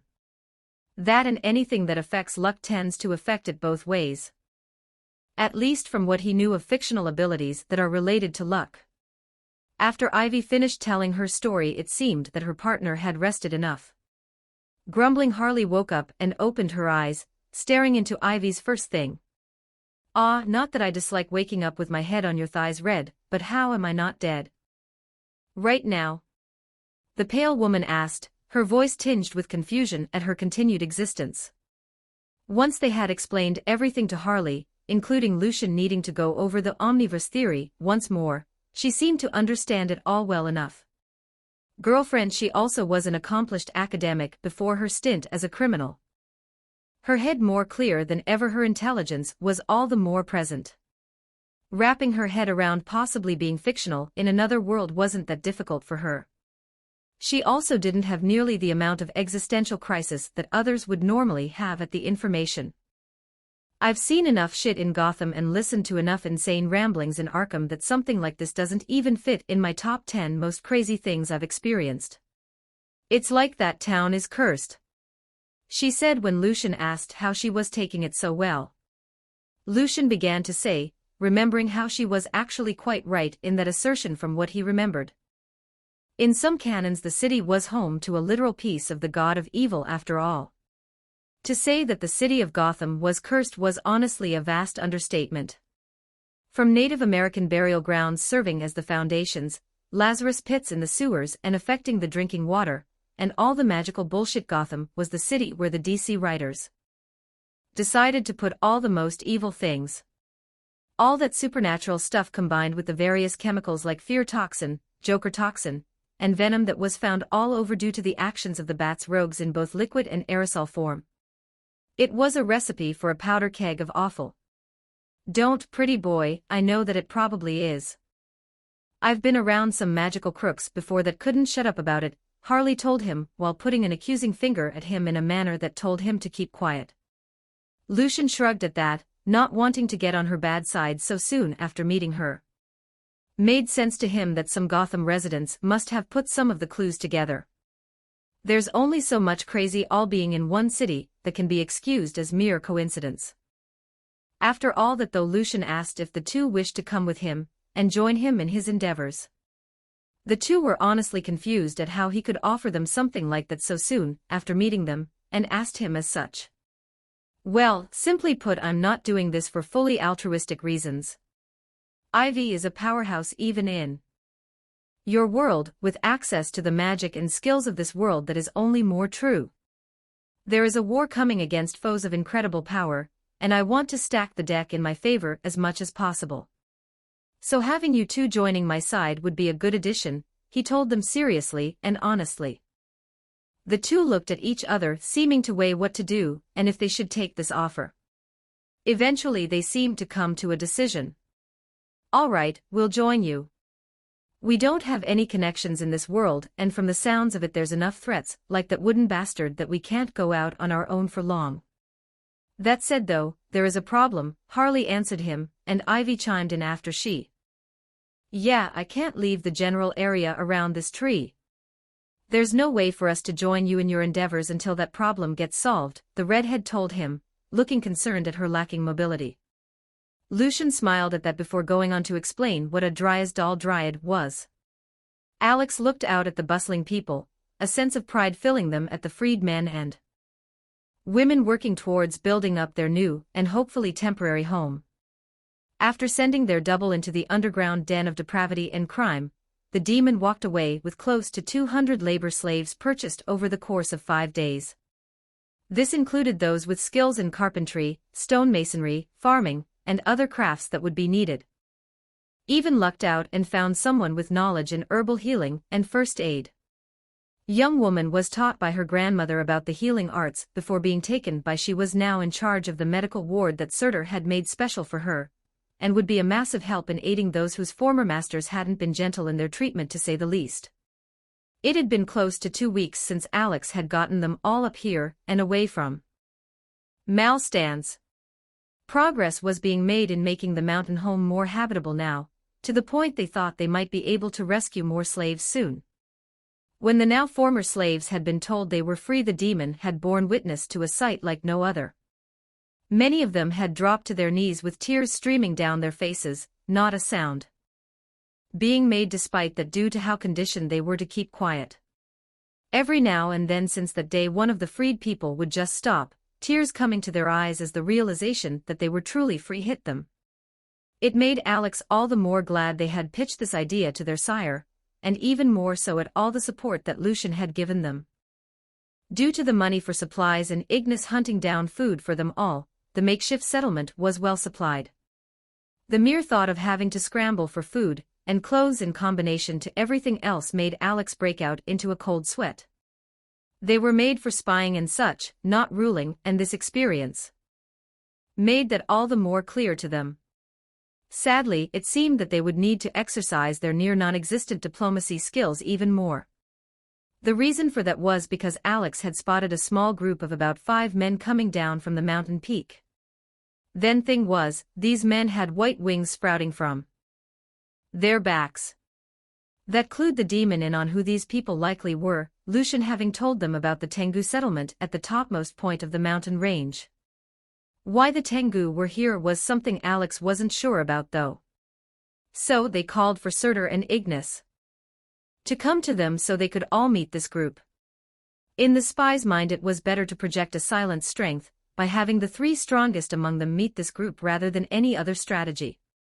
Whether the Tengu wished good or ill upon them, it couldn't hurt to be taken seriously from the start. Surtur and his pet dragon soon arrived, and they set off to intercept the party of winged mountain dwellers. It was a short walk, only 20 minutes, until they met the group of 5 a good distance from the settlement. The Tengu seemed to have one amongst them that was in charge, having stepped forward at their approach. Alex stared down the leader of the small band, waiting for them to take the first move. Eventually they did so and spoke up. Greetings, I am the leader of this group of envoys sent by the Tengu chieftain. Come to speak with your leader regarding your intentions for settling here in our sacred mountains, and about any possible further relations with your group, the leader Tengu said, stating their intentions plainly for them. Alex considered the man's words before responding. And what made your chieftain take an interest in us? From what I know of your people, you are more than happy to leave any who do not directly disturb you to their own devices. Makes us so different and worthy of your attention? Alex asked in turn, wanting to know what made the Tengu wish to come down from their peak to meet them. The gray-haired spy had been told alongside Surtur to not make enemies of the Tengu by Lucian before coming here. Alex had honestly hoped to not even interact with them, to be honest, not wishing to place their sire into a situation involving the Tengu with everything else going on at the moment. Well, after one of our scouts bore witness to the fight and subsequent bonding between the mountain-dwelling dragon and your large companion, the Tengu leader grew interested in communicating with a group that boasted such powerful forces among their number. Particular what such strong individuals were doing so close to our homeland. The fact that your companion mentioned that they followed another made it all the more concerning, the envoy leader said in response. Alex proceeded to face palm before aiming a light glare at Surtur. It was just their luck that the half-giant's confrontation with the dragon brought such unwanted attention to their. Sighing aloud, Alex then considered the group before them once more before responding. Very well, I can understand the fact that beings of sufficient strength appearing suddenly so close to your home would elicit such a thing. I apologize though that our Lord will not be able to meet with you due to our own circumstances, and I am the one you will be dealing with for. Now, the spy told them before inviting them into their main residence. It seemed that Alex would now have something quite substantial to report to their sire.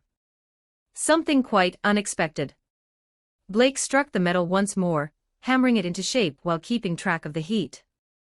This work was made using an experimental alloy after all, one that had failed many times, so even the subtle changes in heat and how it affected the metal were being noted by the. This time though he felt confident that he would achieve his desired outcome, for this the fact that he'd had similar thoughts the last 50 or so times were ignored. The form the metal was taking was thin and long with a pointed end. It was a sword, though not one made in the styles the redhead was used to making. For this was a weapon meant for a slighter hand, not his own, and was a gift besides. Thus he was going outside his comfort zone to make it as fitting for its intended owner as possible. What truly made this work special though was the alloy that he was hoping would finally be perfected in this attempt. The metal was a mix of magisteel and crushed crystal, the crystal having been infused with the magicules of Ram Iris. That was done in an effort of infusing the magicules of the elemental queen into the metal, granting it a massive affinity with elemental abilities. The mixture had been melting into one complete mixture. Ram Iris had also been there beside him, pushing her aura into the mixture to help the fusion along. The new alloy was then poured into a mold of a bar and left to cool down into a workable state. When that was accomplished, Blake then took the somewhat cooled metal and made sure it was still in a malleable form before he began to shape it. The timing of it all was a true nightmare for him. Now he was finally finished in shaping the metal. It was time for the final step, quenching it. When he'd previously got to this step, he'd tried using normal water, then oil, and both times it caused the metal to shatter or malform. So, at the advice of the Elemental Queen, Blake had sought out something with an affinity with elementals. That had taken quite some time to find, as most materials that were available came from a specific elemental, such as one of fire, that would result in a metal that held that specific element but rejected all others. This work needed to have an affinity with all elements in order to be complete, however. Eventually the idea came to him when a small number of dryads started to get in contact with Ram Iris through the material collectors she sent out for him. These were some of the dryads that had settled in the nearby forest, wanting to stay close to the source of great elemental energy that her den gave off. However, they were few in number, as most dryads had made their way to the great forest of Jura. But when Blake saw one speaking to Ram Iris, an idea came to him. That led to, after some negotiations and telling the dryads what it would be used for, Blake now having a barrel full of a mixture that included sap from the driest trees of multiple mixed in. Along with the sap was fresh spring water that Ram Iris had pushed some of her magicules into, essentially blessing the water. So, with a deep breath and a small prayer, Blake plunged the metal into the mix. After waiting for the metal to finish cooling, he pulled the blade from the barrel and marveled at the sight of his newest creation. The blade was a sword type known as a rapier, a thin blade ending in a point that was made for thrusting. Throughout this one though, highlighted along the silver-like finish of the blade, was veins of every color of the rainbow. It looked almost like every hue found in nature was present in stakes throughout the metal, glowing subtly with the power of the first ever weapon forged from what would henceforth be called Fia steel. Hey Ramiris. I got a gift for you. Blake shouted out, running to find the fairy so he could give her the blade he made for her. This would be his gift for her, a thank you for all she'd done for him and his. Ramiris would come to put it to good use in the following years, a blade that would grow into a weapon worthy of being wielded by one of the oldest and most powerful beings in this world. Edited, January 29, 2026. Chapter End Notes A/N. I have a Patreon that grants access to the next 2 chapters early as well as access to a Discord as well. It is at Patreon/randomnote after you remove the spaces. Don't forget to like and subscribe to Novels Wonderland.